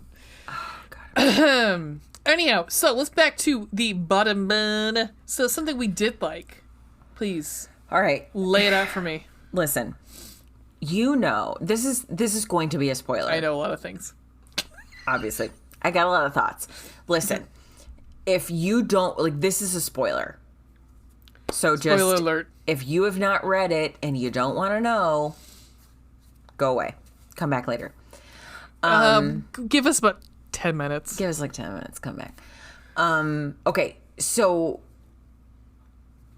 like the pivotal thing happens. Okay. And then we end up with like a third act breakup situation. Which is not really a breakup, but yes, yeah. You're right. Like, it's because they were never like officially in a relationship. Together, but but Gavin pushes Oliver away. But Oliver understands why he is. Sort of, yes. But the thing is, like, Gavin is fucked up. Like, his head is a mess. Oh, right. He's dealing with the fact that, like, his career is over. Mm-hmm. He doesn't know what comes next. He doesn't know what he's supposed to do. And also, in the meantime, their coach has gone on maternity leave. So, like, now he has, like, no friends who may be trying to look out for his best interests. So, what I was saying earlier with the cover, here's the spoiler. Yeah, this is the spoiler. Like, they're, of course, then going to ask Gavin to, like, start coaching the team. Like, be on the sidelines, start joining our coaching staff. Which he's going to ask Jazz and Oh my God, that was before fucking he's allowed. hysterical. Oh, another thing I liked, Jazz is non-binary. Did you catch that the pronouns were there? It kind of threw me because I was like, I don't know who's going on. I know. Like at first I was like, wait, what? Because there's not like an introduction to that. Like that's just the pronouns that are immediately used, which is fine. We will eventually get used to that, but it does take, yeah. It's one of those, like, I will get used to it, but it does take me a couple seconds. It takes me a second to like, right. Because it's not quote unquote correct grammar. Right. So like we'll get it took me like a couple times of being like, wait, are they talking about multiple people? Like there was another book that we read that I was like, I'm confused. But yeah, again, I will get used to it. I'm fine. It'll be fine. It's totally fine. It's not fine. a big deal. Not a big deal. Just reading not it a big deal. It's like, wait, what? But there was another person too. I mean, we could actually go through most of the team and say who was what, because I think when they at one point they're talking about Oliver's hair and they're touching his hair, and somebody says something and I was thinking, what the fuck is his name? Football is life. What's his name? Football is life. Football is life. What the fuck is his name? They all have equivalent characters. They do. Yeah. So again, if you don't like Ted Lasso, I think it's Santi. Is it Santi? In the book, it's Santi. I think. I forget what the Ted Lasso character is named. The one who accidentally injures / seriously hurts an animal. No, he kills the dog. I know, I was trying not to say it. Yeah, Danny Rojas. Danny Rojas fucking kills a dog, unfortunately. He does. Football is life. Him and afterward, like, crying in the shower. Football is dead. Yeah, no, I think Santi is, because they're like, because he goes like, oh, yes. I really understood you on that. Because he goes like, because Oliver goes in this like existential crisis, sort of like, philosophical about his fucking hair. It's amazing, and toxic masculinity, and it's amazing. And it was like, because Gavin, played a prank on him. Yep. Because he put something. Conditioner. He put conditioner in the shampoo. Is that what he did? Mm-hmm. Amazing. Yeah. Where was I going? Oh, so really, like my bottom bun is the fact that Gavin took a step back. That Gavin recognized, I am at this place in my life where, like, I love that. I need time for myself. And he did that. Like, he was like, Oliver, I need a fucking minute. And he tells him later why. Yes, he absolutely does. And which I totally appreciated. I thought it was fantastic. Yes, I loved so much. But, like, Gavin takes, like, it's about, like, a month to just get his shit together. He starts seeing a therapist. Which I was like... Which is a very big deal for him. Yep. And he tries to process this major life event that he is going through. And then his goal is to win Oliver back. Yep. And I loved that he took that time. Like, that he not only took the time, but he recognized that he needed it. Yep. And then acted upon it. Because he knew, like, I have an issue. It's much like you and I were talking about earlier. Like, I have an issue knowing that this person whom I care very much for is at such a he's at the beginning of his career and I am at the end, and I am resentful about it. And he knows that's my problem. It's not Oliver's problem. It's my problem. Well, at one point he's watching from the sidelines and he's waiting because something happens where Oliver makes, like, they're all kind of, he makes a play and they're all just like, fucking hell, like, he's gonna be fucking amazing. And he waits for that moment of anger. He waits for that moment of rage, and he's like, it doesn't come. Yep. There's this moment and again, spoilers. He says, he's talking to Oliver. And he says, but my fucking therapist says it's important exercise and vulnerability to trust you with my past, or some shit like that. He smiles up at me, and it sets my heart afire, glowing. You're in therapy, he says. I'm proud of you. It's fucking horse shit is what it is. It's hard.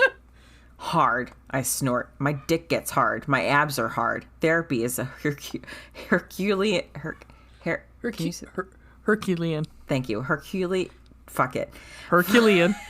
Herculean fucking labor. God, it's the hardest thing I've ever done. But apparently Pauline knows what she's talking about. She fucking better for how much I'm paying her for. Yeah. And she says this is where I start. So here goes.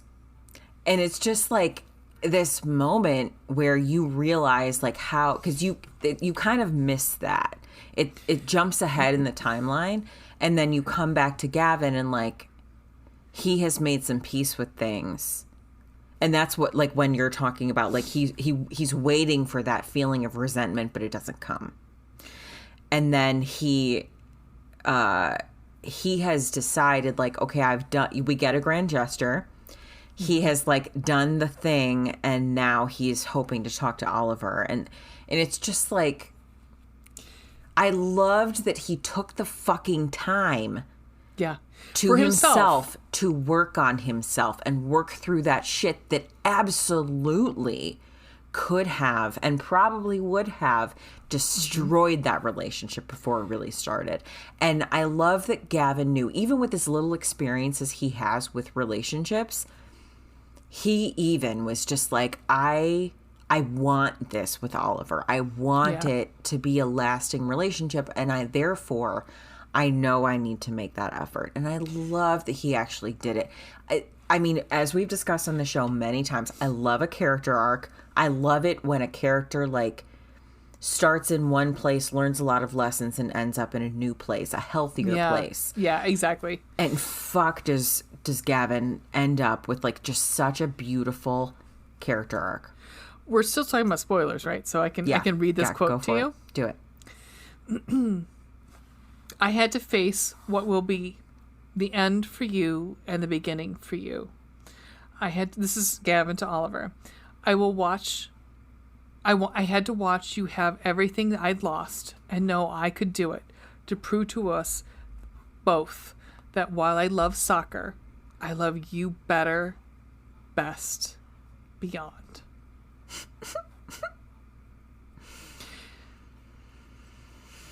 This past month has been agony, wanting you, feeling nothing but love and pride, but it has shown me what I can do, that I can share this world with you, be happy for you, cheer you on, that it will never come between us like I once let it. Like he does. He has to see, like, I'm not going to be jealous. Like, and I think that one point where he's like, I should, when everyone's like, this kid's fucking amazing. Yep. And he doesn't feel the rage. I think that's what starts him on the, I love this man. I love him. And I'm in. Yes, absolutely. And at that point, something big has happened to which he is not playing. And he's seeing from the sidelines. Yeah. He says at one point, I promise it all, my body, my soul, my life, for you, everything for you, to care for you and love you, if you'll let me. You're the fucking sunrise of my heart, love. All right, we're just going to go into mine. Mine is, this fucking book is beautiful. It is so beautiful. I mean, I have so many fucking quotes that I want to read. I swear to God, I highlighted half this book. I mean, I love that the cat's name is Wilde. Yes. It's spelled W-I-L-D-E. It's spelled like Oscar Wilde. I fucking love it. I actually wish we could have had more of Wilde. Oh, I know. He pees in Gavin's shoes. All of Gavin's shoes. He pees in Gavin's shoes. But he loves Oliver. He, like, immediately winds his body around Oliver's legs. Like, just, no big deal. Just love you. But will immediately pee in every one of Gavin's shoes. Even though he cleans the litter boxes, it's still... He's just such an asshole. there is something that happens about Grumpy cat for a grumpy man. Oh, yeah. Yep. Poor R.I.P. Grumpy Cat. Oh, sad. So something happens in the 30%, about 40% way through the book. And so we didn't mention, but Oliver has anxiety. Like, seriously, he has panic attacks. Yeah. He has anxiety attacks really bad. He's been able to control them. But at one point, he's really, I mean, a lot of us are nervous about flying. Yeah. He starts having a panic attack on the plane. As they're heading to, I don't remember where, but east, like somewhere. Boston. It's Boston because they're going to. They talk about Gillette Stadium. Boston something. I can't think the name of the team, which I don't know. It's That one might irrelevant. be made up. That might be made up. Anyhow, but something happens to which Oliver. So Gavin takes care of Oliver, and he says this, and it is like it resonates with Oliver the whole next day. And he says, this is what Gavin says to Oliver, because he's freaking out on the plane, and Gavin's like, what the fuck is happening? Like, oh my God, he's like he's losing it. And obviously he realizes quite quickly that he's having an anxiety attack. Yeah. And he grabs his hand and he said, I held your hand across a fucking continent, Oliver Bergman. Do with that what you will. Yep. And I mean, he's pretty much telling Oliver, I wouldn't do this for anyone but you. I wouldn't do it for anybody. And you're not, I don't hate you. Yeah. I don't hate, I care about you. Because, like, Oliver goes to sleep. Because yes. after his panic attacks, Oliver gets very tired. And so Oliver falls asleep. And Gavin never lets go of his hand. He could have. Right. But he never lets go of his hand for a 3,000-mile flight. Right.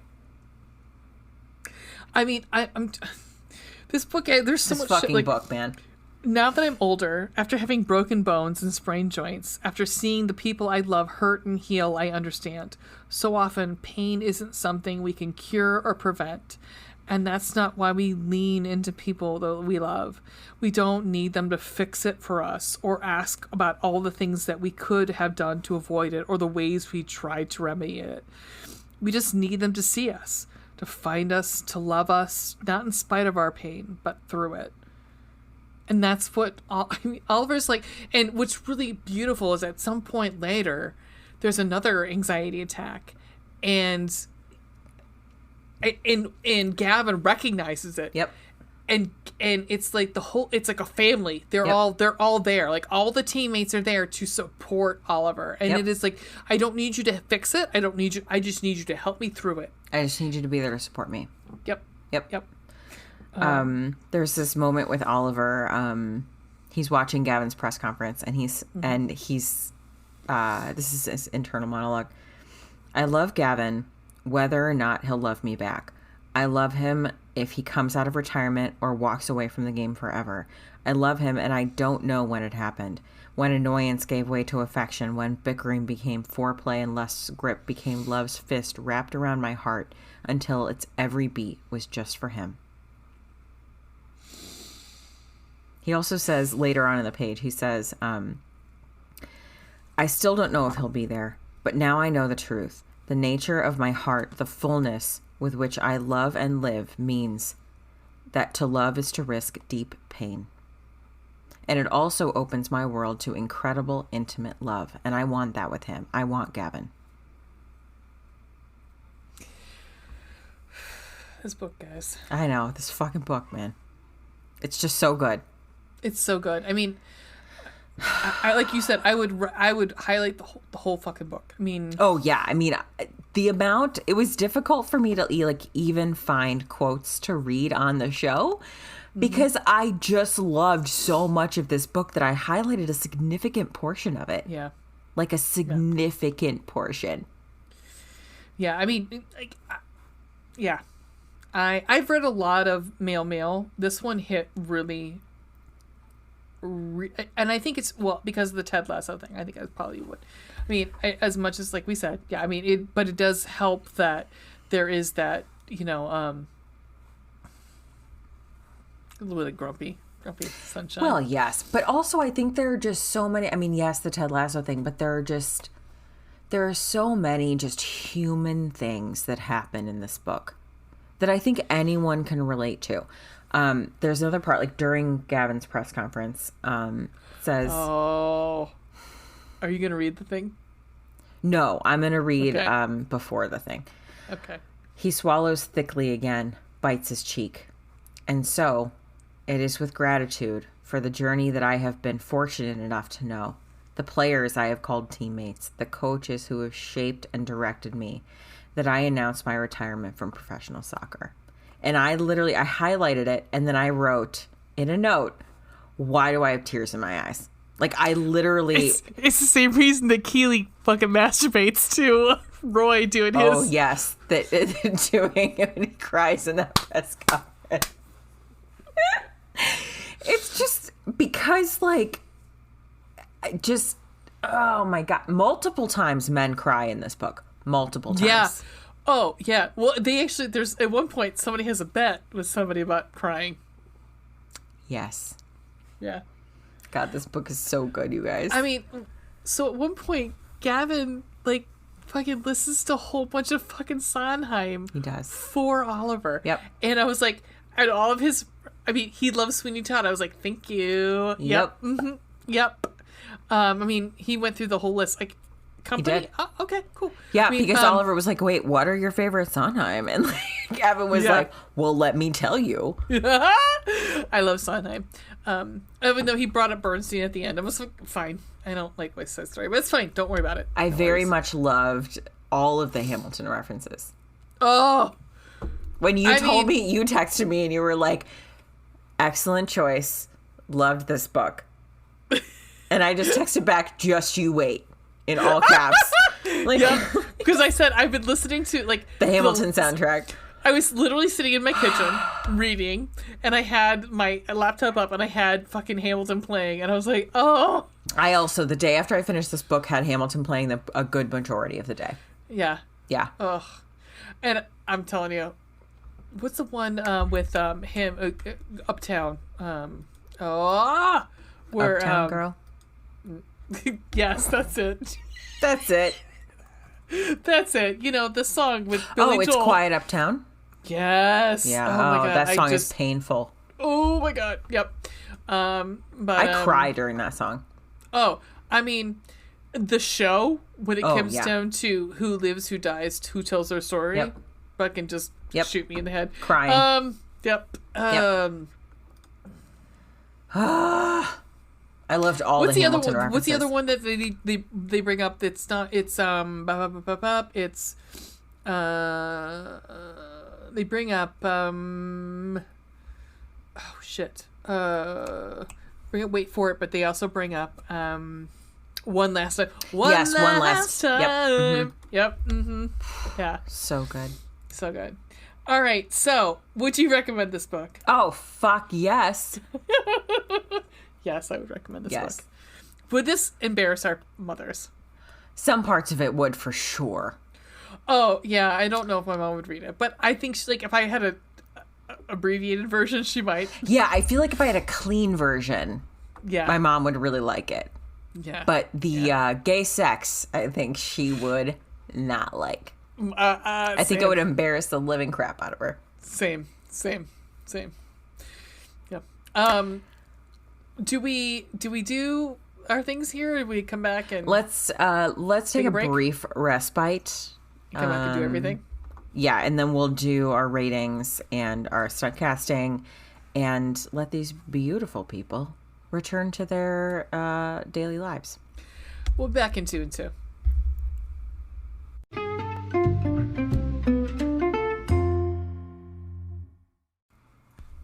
And we're back. We're back. Oh my God. Okay. Anyway. I'm excited to finish this episode. Let's keep going. Excellent. Okay. I may have shocked Ray before we began this. Okay, so let's talk about ratings.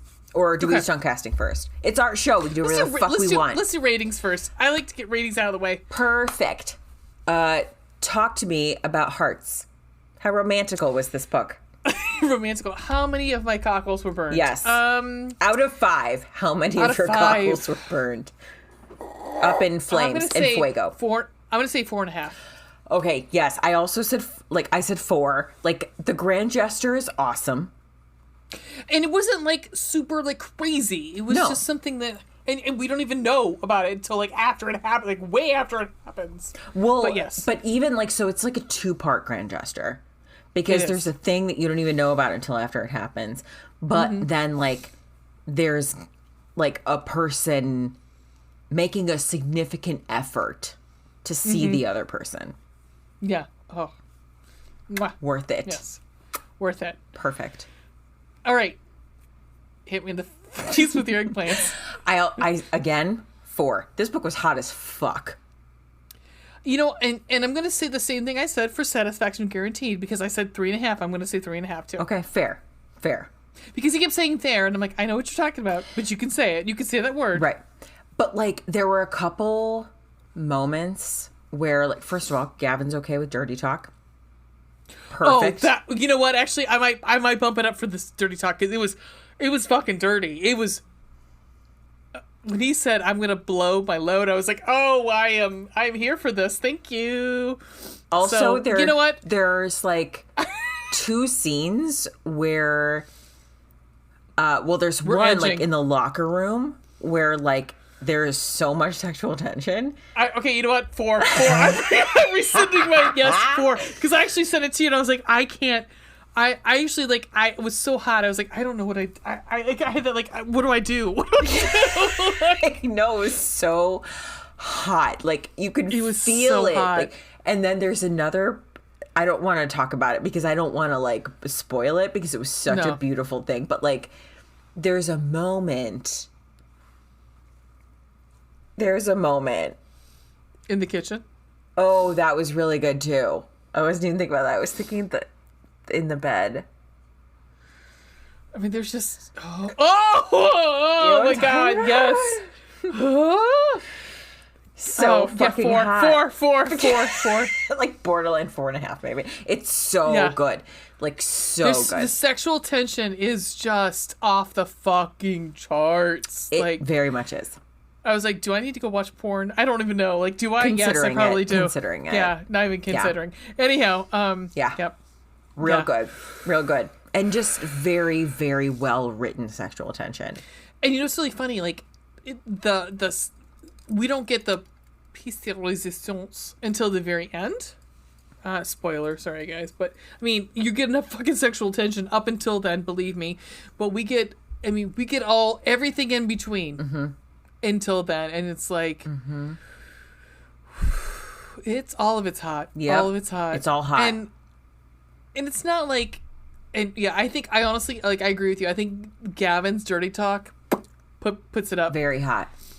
It's so, fuck me, it's hot. Very hot. Yep.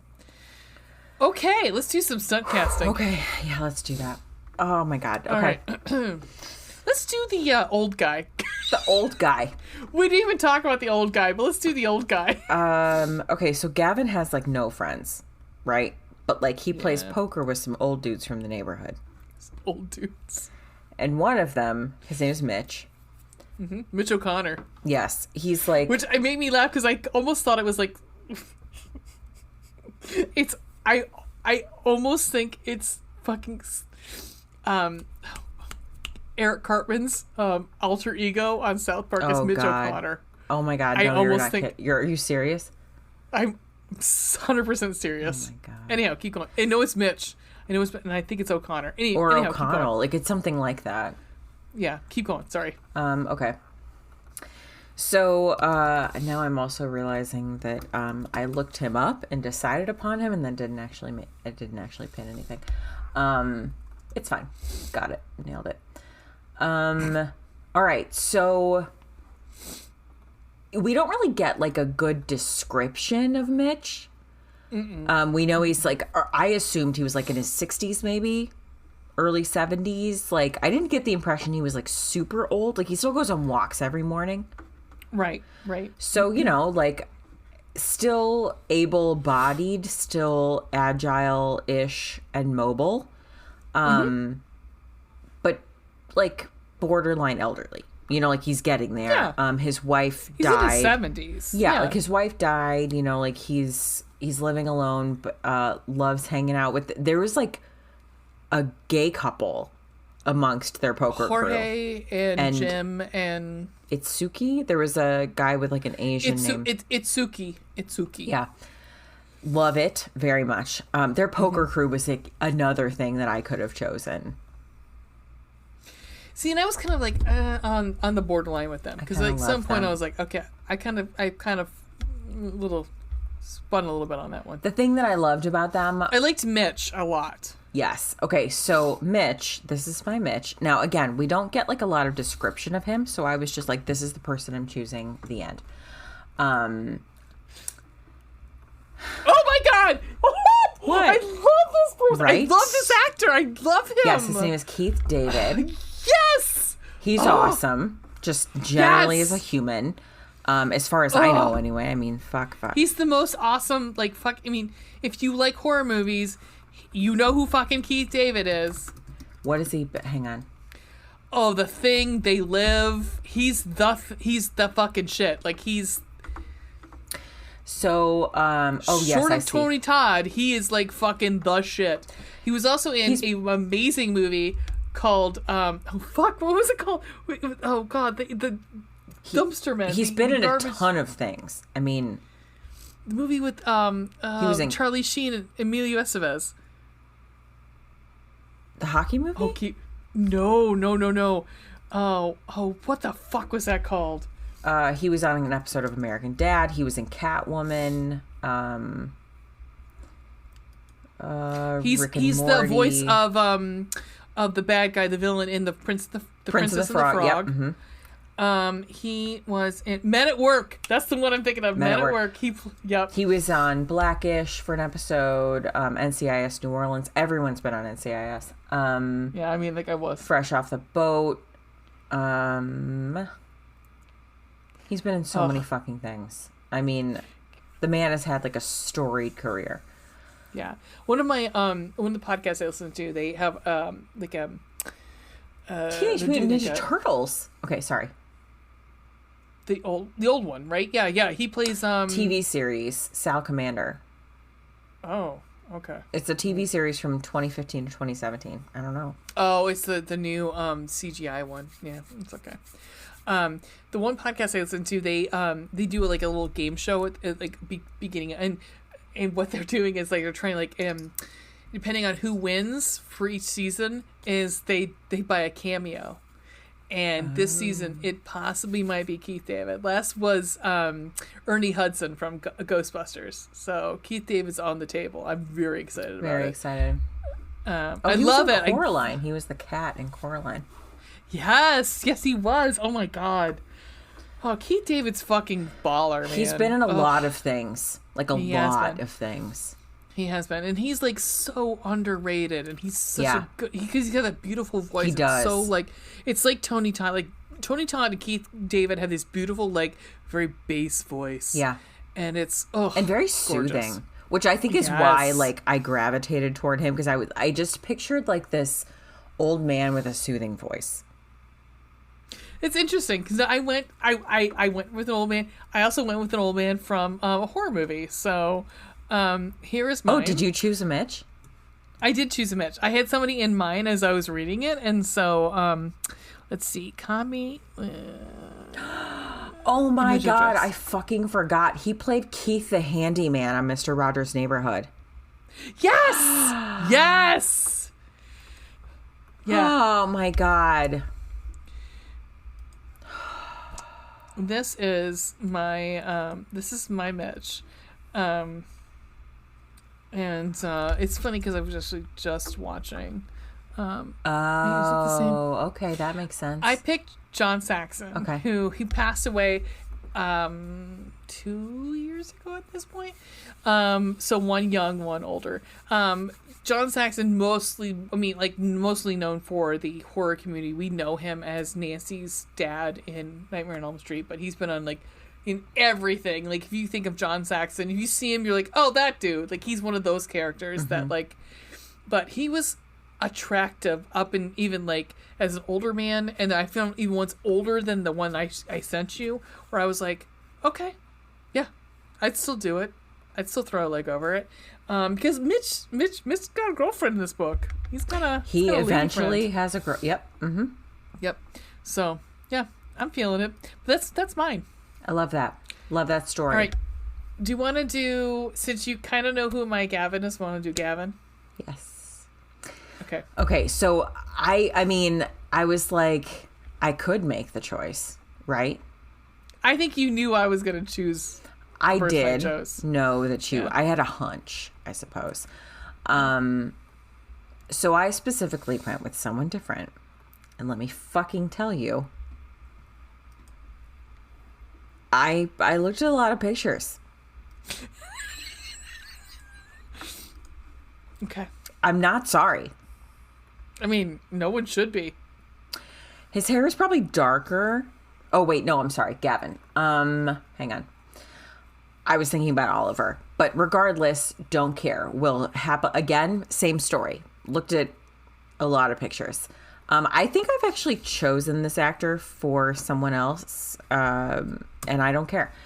I looked for every single moody, broody picture of this actor. I chose Theo James, y'all. Jesus Christ! I mean, he's my age. I did not know this. He's all. I almost bit my like Liddy and Squeaky. I almost bit my fucking. He is 37 years old. He's beautiful. He still somehow looks 25. Is he biracial? I don't know. Look at this photo of him in a suit. I guess it's a tux, probably. But here's one of him in a suit. Here you go. It's navy blue. And very nice. I specifically did not choose a single photo of him smiling. God, he's so pretty. He's so pretty. So pretty. He's also a good actor too. So like that's like for him, and he's British. So he is British. That was something that like because Gavin lived in Europe for so long, he's picked up a lot of British slang. Well, I'm right because he calls him love and he says oi, mate. Oi, oi, which is something that Roy Kent absolutely says. Oh, he does he? Mm-hmm. Yeah. Yep. Yeah. Yes, he does. Oh, I love it. I fucking love it. I'm fucking so excited. Theo James, man. We're gonna talk about him very shortly, and I'm very excited about it. Oh yes, we are. Anywho. Well, here's mine, and you know it. You know who it is, so I'm just gonna send these on over to you. I'm excited because I made my own pins. He's so attractive. So, y'all know who it is. It's Brett Goldstein. Come on. Oh, I called him Brett Goldblatt earlier, I think. I know. I just let you do it. Oh, thank you. You could have corrected me. I don't care. It's fine. I don't care. I mean, I specifically wanted one where he was smiling and two where he was wearing that fucking black on black on black suit. Because that's him. He's so attractive. Like he's so attractive. He's so pretty. That fucking photo of him smiling kills me. That's a Vanity Fair. I could not find it. I saved that one so I could use it because I created the pin for it because I could not find it. Attractive. And he's also, from what I understand, so nice. Like I've heard he's so sweet. And he just seems like it. And also he writes for the show. Like, he's one of the writers. He's one of the writers, and he was the person who was like, "You guys, I think I'm Roy Kent." Yes. Yeah. And then he made he did a demo reel. Like he read lines and he didn't just expect he was going to get the role. Like he read it for them. And they were like, yes, you're right. You are Roy Kent. And I cannot imagine anyone else. Well, if you've not seen his he has a whole during a pandemic series where he is doing a dating series with a plant.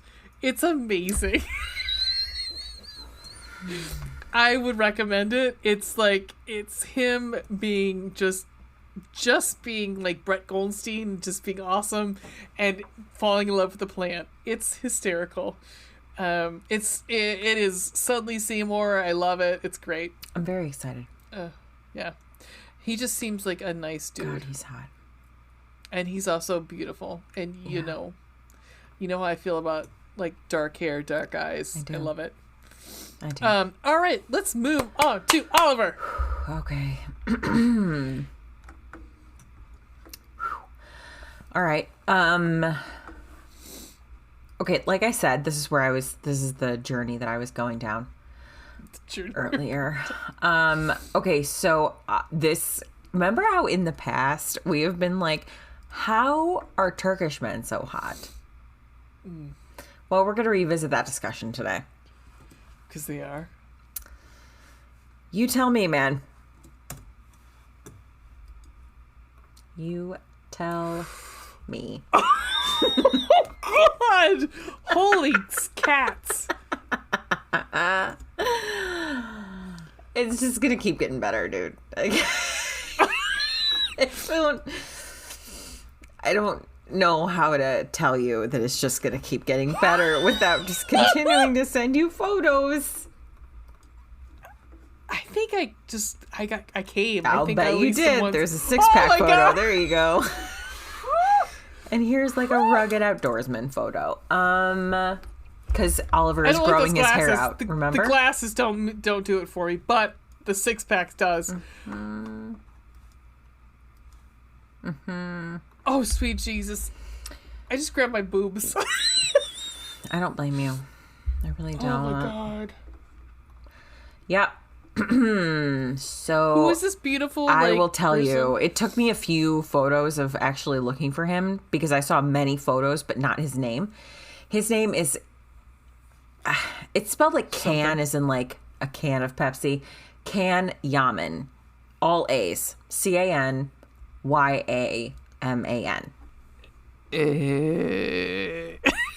Born in Istanbul. He's not been in that many things, but he was born in 1989. He could be. He's just he's really pretty. He's really pretty. He's fucking gorgeous. He is really beautiful. I've never wanted to touch someone's abs as much. Yeah, as... that one photo. Uh-huh. Yeah. Again, I don't like the sunglasses, but I will. Well, sure. But, we'll throw those into the pool. Throw those. He doesn't need them. I'll eat them into the sun. I am licking his cum gutters. Hang on. Oh, gonna make it worse for you. Here you go. Oh, are these cum gutters? No. FYI, guys, my phone now autocorrects to cum gutters. It does. You're welcome. I'm very excited about it. Oh, God. You know what? This one is one of those ones where you could do whatever you wanted to him. You could possibly peg him. He looks like he'd let you. Maybe. He'd look like he'd let you. Yeah. As then he'd also build you a table. He probably would. God, he's pretty. I love it. Anyway, so like I said, his hair is probably like a little darker than it should be. However, it also has like a reddish hue to it in some photos, which kind of fits with the Bergman line. Like Ren has red hair, you know? Yep. Mm-hmm. Also, don't care. So attractive. Yeah. Doesn't matter. Right. Fuck. I don't know why they build them so nice out there. Well, there's another part of the world that builds them nice. Are you going to tell me who your Oliver is? Mm-hmm. I'm sending it over right now. Yes. I've used this person before, and I don't fucking care. Because at some point, somebody says, he calls him Thor. Yeah. And, hang on, you just sent me a V. Oh, God damn it. Hold on. There we go. The same one? No, it's different. Okay, good. I picked Chris Hemsworth, guys, because at one point, Gavin says the light hits him like Thor, and I was like, "Yep." Also, because I've seen there's talks of like Oliver growing out his hair. Yep. Yeah. Mm-hmm. Especially now with Thor Love and Thunder coming out, and his hair is... Wait, are you giving me this look like you don't know this is coming out next month? I don't know. I'm so sorry. I'm looking it up right now. He's naked in the movie. Shut the fuck up. No, he's naked in the trailer. Digitize his butt, but he's naked in the movie. We don't see his schlong, but we see his butt. Yeah, Taika Waititi was on something, Stephen Colbert, and he's like, yeah, we worked with what we had. And that means Chris Hemsworth butt. Yep. Okay, I'll watch this after we're done talking. We'll talk about it afterwards in our discussion, our group discussion. Perfect. In our book club meeting. Our book club meeting right afterward. Yep. Yep. It's a book club part 2, because this is essentially a book club also. It is. Yeah. Holy shit. Okay. Yeah. Because we could also talk about how of a hard on I have for Natalie Portman in that movie. Mm-hmm. So, because she's Lady Thor. So that's my Oliver. Okay. All right. Cool. Because we also talk about ages. Because I think myself and Chris Hemsworth are the same age. So yeah, that might be right. And Oliver's 24. So whatever. All right, let's move on to. What are we reading? Is that what we're doing? What are we reading? We're already onto that. Go for it. Okay. Yeah, you're up first, baby. Okay, so I think I've mentioned this before on the show, but my job has developed a book club. You didn't say that. Oh, I thought I did. Okay, so anyway. Did you say it last weekend? No, it wouldn't have been last week. It would have been before, like maybe last month or something. Regardless, my office has developed a book club. And nice. I don't make suggestions because these would be my suggestions. Okay. So, there's generally a poll. Like, people will say, like, this is a book that I heard was really good. And then, like, we'll, Slack poll, like, make choices. So the one that was chosen for our next meeting of the book club is, I think, this upcoming Thursday. We are reading The Guest List by Lucy Foley. I'm like about a third of the way through the book. I'm really enjoying it. Mm-hmm. It's suspense, multiple different points of view. It takes place at a wedding on like a remote island in Ireland that is like supposedly haunted. People have died there, and so like, ooh. Yeah, it's really cool. I think you'd actually really like it. It's very fascinating, but the book literally begins with, like, it's a wedding. It's a wedding weekend. And something that I love very much about it is that the wedding night is, like, its own character. So, like, the book opens with, hang on, let me pull this up. There are, like I said, multiple different points of view. The first chapter is the wedding night. This is why I texted you and I said, how do you pronounce this name? And you said, I think you said Effie or Effa? Effie, yep. Mm-hmm, okay, so the wedding night is chapter 1. Effie is... Or Aoife is chapter 2. Then Hannah is one of the wedding guests. Jules is the bride. Jono is the best man. Olivia is the maid of honor, bridesmaid. So you get like multiple points of view. But the wedding night is a point of view. Like the wedding night is a character. That's cool. It is fucking awesome. Like it's a really great idea. But Lucy Foley has a bunch of books. Yes. Because I recognize yes, mm-hmm. She does. So you learn like starting out, someone has been murdered the day of the wedding. And mm-hmm. there's a horrible storm going on. And so like, it's the creep factor is like accentuated, and then you go back in time. So mm-hmm. The wedding night is in real time, but then you're going back to see like what happened the day before. Oh, that's cool. It is very cool. So every time you end up with like the wedding night is present day, but then thus far anyway, it could be different later on, but then thus far, every like, Aoife or whatever you said her name is. Aoife, Hannah, Jules, and Jono's chapters are all like the day before the wedding, what's leading up to it. And you start to learn, like, then every character has secrets, and you're piecing those together, like, as you go on, and it's real good. Oh, I like that. I think you legitimately really like it, and it reads quickly. Because I like that one book. I don't know if we ever talked about it. The one that that was like it was a body. I think our friend and I talked about the book before. It was like there was a body in the peat moss. Oh yes, similar to that. Like so similar. Yeah. It's was it the Tara French books? Those are also like suspense books. Because I didn't like the second one. You guys liked it and I didn't like it. Okay. Maybe not. So, again, like things with the peat moss, like there's a ton of people have died in this island, like a whole family. It's really like, I think you would enjoy it. I've thought about you a lot because like, you know, murder mystery, but then also like Ireland, you know? Ireland.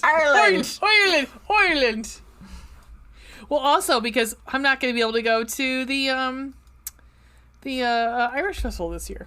They're not having it. They've canceled it. They're not having it? No, they're having it out where I'm at. Oh. You're welcome to come. I'm not saying I won't, but just bums me out. Because Ween's going to come with us. Oh, well, then I'm just going to have to come. And my father said we should get a lift so that all of us don't have to drive. When my father said, "Stop it none right of us are now. going to drive." Stop it. Right now. Right.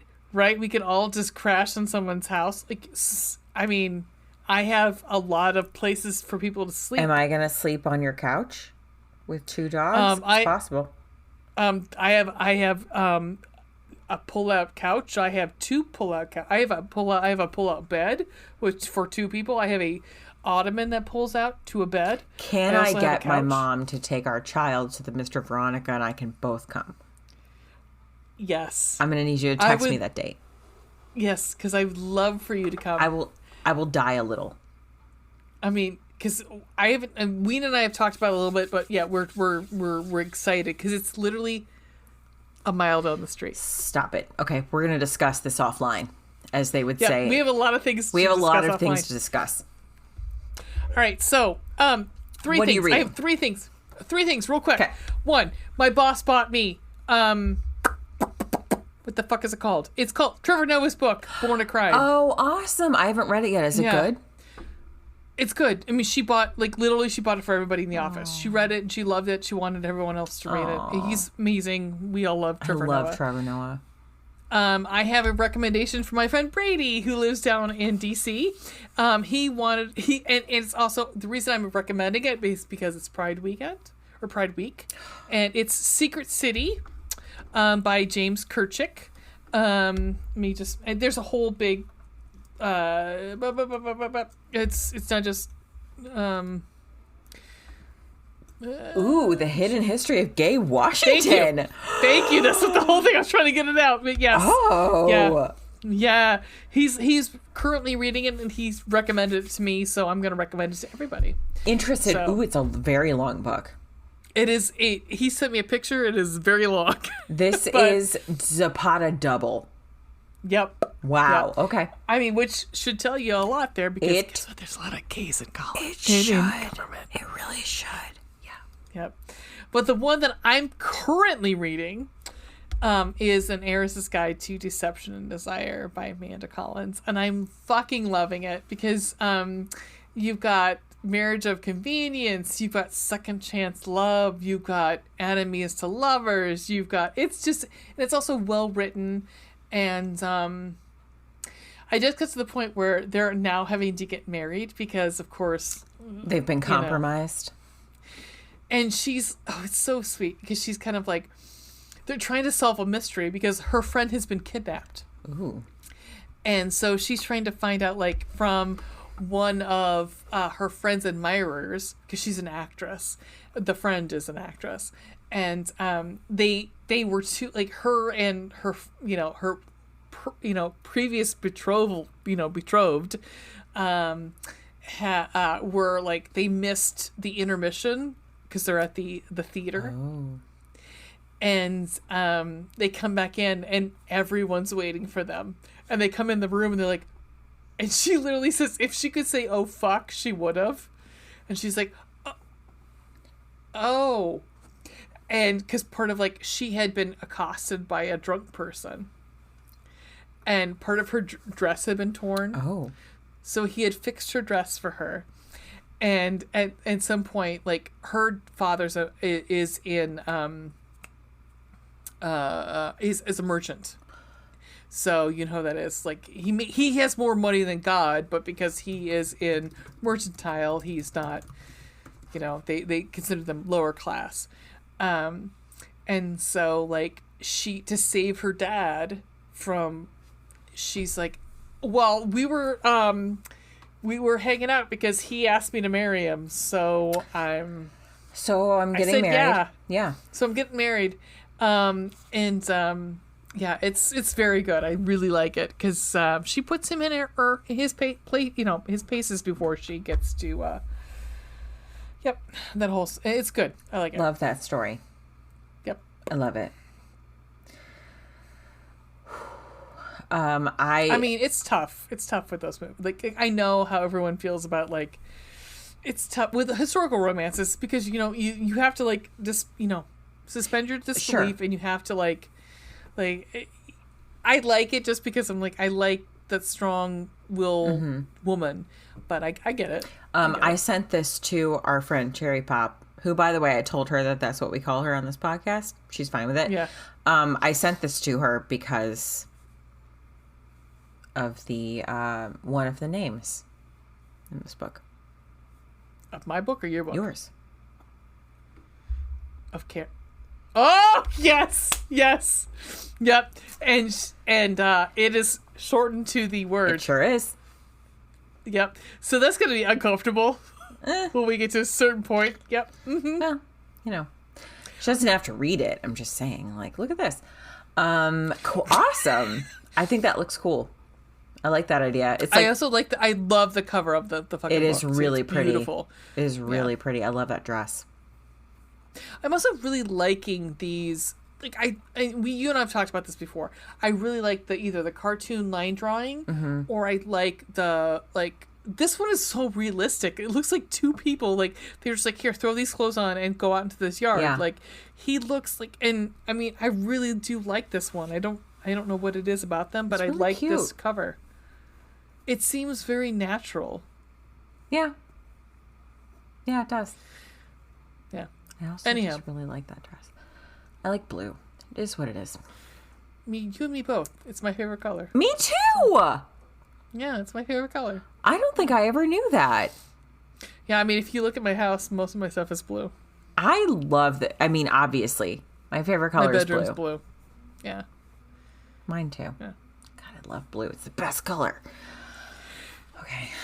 I never had a favorite color for the longest time, really? But like, I think it was probably like maybe about 10 years ago. I was like, I really like blue. I mean, that's why I have a blue Christmas tree. Don't tempt me. Don't tempt me with a good time. Don't threaten me with a good time. What do we have coming up? Oh, wait. P.S. So what have we been listening to? I finally... Oh, shit. Yes. Oh, my God. Yes. This is fun. Finally started listening to How Did This Get Made? It's amazing. Isn't it not hysterical? So good. And I never realized that June Diane Raphael... I did not realize that June Diane Raphael is married to the dude on that show. Why is his brain... Like, hang on. What the fuck's... Hang on. I'm opening it. Paul Scheer. I did not know that they were married. They're like, once you're like, really? But the more you listen to it, I'm like, yeah, I get it. But Zooks. Yeah, Zooks. Yeah, I love the show The League. Zooks and Paul Scheer are both on The League. Yeah. And I also love Grace and Frankie, June Diane Raphael. On So have you... Grace and So Frankie. I would say, if do you have Stitcher? No. So if you have Stitcher, it's free unless you have a premium Stitcher, because what you're listening on, I would assume Spotify, right? I was listening on Apple. Like okay, Apple because Podcasts. there's only like a certain number, and then they have actually moved over to Stitcher Premium. Oh, okay. To like the old episodes. Like I've listened to from the fucking beginning. Okay. Yeah, I mean like, they're just it's amazing. It's such an amazing podcast. I would say like Birdemic is one of the best ones. A Talking Cat. I mean, it's funny because like you see, if you listen to a lot of these horrible, like these bad movie podcasts, like I do, like the same movie kind of like filters along all of them. Like Fateful Findings is another one that filters along. I just listened to the Catwoman episode. It was pretty funny. Oh my god, yes. Yeah. And I also listened to Moonfall, which was pretty funny. Adam Scott is always on for the Fast and Furious ones. It's amazing. Yeah. Oh my god, so funny. It's so good. Nick Kroll is on for Time Cop. I'm gonna have to watch. Nick Kroll's on from the beginning. Nick Kroll's on the from Justin to Kelly, I believe. Again, Nick Kroll, the very beginning. The League. Yeah. So good. Okay. Yeah. Yeah, so anyway, that's why I mean, Dan Harmon's on one that made me so angry. Dan Harmon's on one where he actually calls the fucking Muppets like the worst or something like that. I was like, we're done here. I will never listen to anything about it. Yeah, I mean, even though I like Rick and Morty, but I'm like, Dan Harmon, you can go fuck yourself. Okay, well, you guys we're gonna talk about the Muppets again in a little bit. Okay, what are you listening to? So I've been watching I've been having it on the background as Dateline. So Dateline has a podcast. So if you like, I can't watch the show Dateline. I can listen to the podcast. So what they do is the same thing is with The Daily Show does, is they take their show and they just digitize it to like for an audio file. So you can listen to an episode of The Daily Show, which I would assume is harder than Dateline. Dateline, I would assume like you wouldn't get the funny references with it's nice to watch Show. Trevor Noah. It's nice to watch their body language, especially like the anchors and stuff. Yeah, like the correspondents. But so I mean, if you just want to hear beautiful Keith Morrison's dulcet tones, I would say please do. Also, if you have Peacock, there's so many amazing docuseries on Peacock right now. Ones that will make you cry, angry, whatever. I was texting with Veronica. I got so mad. Yep. I was going to go burn a city down in Pennsylvania. I mean, I did have a huge bonfire last night. The one that I watched that will make you cry and be angry is Sins of the Amish. I literally said to you, please stop telling me about this. There's also one, it's called Monsters Amongst Us, I think it was called. It's about one case down in Alabama. But there is one called Family Massacre where it is about like these are all docuseries where and they also have a lot of the stuff from Oxygen. So I would recommend Peacock too. Oy. Okay. I know. I fell down a rabbit hole, guys. I don't know. You did. Also, do you think I fell down? It's like so fucking. Because this is going to lead into what we're fucking going to be leading to next month is, so Goodreads now is just recommending fucking fan fiction for people. For me in particular, was like, hey, you should read this Draco Malfoy, Hermione Granger romance. I was like, I'm sorry. What? And then the one particular one that they were recommending to me, Penny Reed has read and reviewed. Yep. Penny Reed likes fanfic. Which is fine. Yeah. I was just like, it opened a rabbit hole that I was not ready to go down. But I went down it, guys. I went down the Draco Malfoy, Hermione Granger. There's a lot of that. Rabbit hole. A lot of it.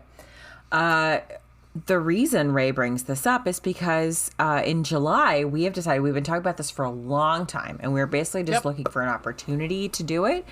We are going to do Penny Reed Month in July. We are starting with Hermit and the Hooker. Hooker and the Hermit? I forget. Hermit and the Hooker. Hermit and the Hooker. We'll do that. That one will release on July 12th. And then her next book in the Folk series is coming out at the end of the month. Folk Around and Find Out. That is Hank's book, long awaited, frankly. I'm so excited about this fucking book. I'm very excited. There's a teaser at the end of what is that? Folking Around. Just Folking Around. Hang on. Totally Folked. That's what it was. The prequel one is just Folking Around. Yeah. So there's a teaser to it. And it's Hank, the owner of the Pink Pony, I think is that's what it's called. Pink Pony. So you get like he's friends with Bo, and Jethro is a co-owner of the Pink Pony. So you've gotten like a lot of Hank in bits and pieces in the Winston Brothers world. And I thought for some reason in my head he was like a lot older than I anticipated him to be. I'm very excited. I'm so and the person that's like the heroine is not who you'd anticipate it to Nope, she is not. So I'm very excited. Very excited. Oh, I forgot to tell you, I finally read a book from the Smarty Pants romance series. Which one did you read? It was in that fall, like I was telling you, like that fall, whatever. Hang on, let me find it. Fall into Romance or whatever? Yes. It was Jiffy Kate, I think was the Fall in Love. That's what it is. Jiffy Kate was the author. Hang on. God damn it. Let me find it. I will. No, Hard Pressed was good, but that's not it. Stud Muffin was the book. Oh, I've seen that one. Which one is that one? That one is it's a woman who she's the Duchess of Muffins. She works for the Donner Bakery. Okay. She ends up Tempest Cassidy. Wait, is she the one who she's in a divorce? Uh-huh. Oh, I love that one. It is good. And she and the Norwegian guy. Yes. Right? He's like a UFC fighter. That. Yes, I love that one. It was so good because it starts off with her going to like jail. It certainly fucking does. Yes, I love that one. It's so good. And her dad is like the bail bondsman, and he's like friends with Sheriff James, and so she's like, "Can you just let her out?" Arrested. Yes. It's so good. And like she finally has like she goes to go like do some like anger management classes. Yes, she gets literally she has to go to anger management classes as defined by the court. Yes. Yeah, and you feel so bad for her because she's been cheated on. Yes. Like she gets like it's rough for her. I feel so fucking bad for her. Yeah. Like I was angry with her on that one. Oh, for sure. But then the Norwegian is just amazing. Yep. Yes, and then all of his family comes to town. That's what the rest of the books are. Oh, right, because his brother is... Oh, my God. Yeah. Okay, well, I'm going to have to fucking finish all of those. All right, so anyway, Penny Read Month. That's why we're talking about this. So Penny Read Month is July. We're super excited. If you know anything about this podcast, first of all, if you are new here, welcome. But we love Penny Read here. Our very first episode ever was Friends Without Benefits. Penny Read. We've done Totally Folked. We would do pretty much any Penny Read book. As we have learned... Penny Read, like, don't doubt her. She will not let you down. Right. We love her so much on this show. So anyway, that's where we're going. August 9th, we're doing Book Lovers, finally, from Emily Henry. Mm-hmm. And then after that, Lee is coming back for husband material. And in between all those places... Oh, I forgot, yes. We are doing... Before we start Penny Read Month, we are going to do. So, Netflix is releasing Persuasion with Dakota. No. What's her name? Nope. Other one. 50 Shades of Grey lady. Yeah. Fuck. Johnson. Dakota Johnson. I was fanning. I started saying fanning. Dakota Johnson. And Henry Golding, speaking of Henry Golding earlier, and then some gorgeous guy, I don't know, he's British, whatever, he's pretty. And they're doing Persuasion. Yep. So we're going to do... We're doing that on July 5th. Page of Screen. Yep. We're doing a Page of Screen on Persuasion. Yep. So very excited. let's all angst it the fuck up. Yep. Second chance romance, which I love. And then going into September, so we will have one free episode basically before we start Hispanic Heritage Month. So recently... I've been wanting on our list from the very fucking beginning. I'm fine with it. I'm completely fine from the with very it. beginning. A book from Maria Luis called Road to Fire has been on our list. I put it on our list because the blurb made me gasp out loud. So I put it on our list. Well, then this week, Maria Luis made that free. And so I was like, oh, awesome. Like, I just went and downloaded it. Like, one day I'll read it, whatever. And so I was like, hey, Ray, this book is free. Just FYI, it's on our list. Maybe you want to download it while it's free. So you were like, well, we have like a free week. Like, maybe we should like pop it on the list or whatever. Because the next one in the series, there's already a book 2 in the series, but there's a third one coming out, I think, in July. And so we were like, well, maybe we should just do it because the third book is coming out. And then you were like, this book is going to be angsty. I hate you. And I was like, well. Yeah, there's a little bit of like back and forth where I said, if I had to put stones in my pockets and walk into Lake Erie, I'm going to haunt you. Yeah. And don't worry, I will fry your hard drives. So don't worry about it. It'll be fine. It's fine. If I Virginia Woolf you, it's fine. It's fine. I will at least understand. Maybe we could have like conversations. We can figure out a way to like communicate. Get a Ouija board. No, Ouija board. Those really freak me out. Can you just figure out how to like tap on things? We'll make like a... Oh, like satisfaction guaranteed. I will get some fucking the like string lights. Yes. Get some string lights. Yes. It'll be like Stranger Things and satisfaction guaranteed. Like, oh my God. Yes. Yes. Like old school Stranger Things. So like just make the lights flicker. Okay. We'll figure it out. We'll figure it out. When I kill myself. It's cool. Great. All right, we'll figure that out later. That's a private discussion for us, and then we'll hop into Hispanic Heritage Month. So that takes us through like mid-September. I like it. I'm super excited. Yeah, super excited. Oh, I forgot that's right. This like Hispanic Heritage Month starts the middle of September. Right? Yeah, it's not like a solid like 1 to 30 month. It's like 15 to 15. Guys, I know. We love you.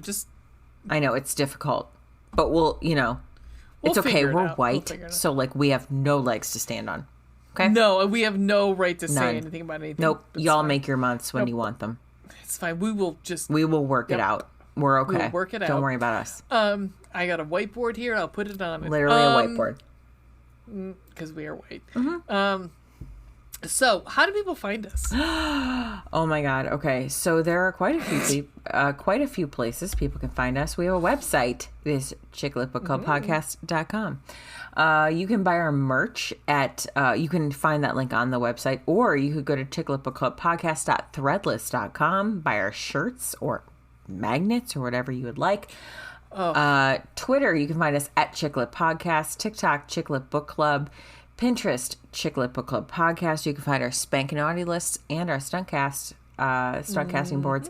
You can email us your constructive criticism, please, at chickletbookclubpodcast@gmail.com. We have had people email us videos of them at like puppy yoga. Also fine. 1,000%. Do that all the time. Please. Totally welcome. More of that, please. Please send more of that.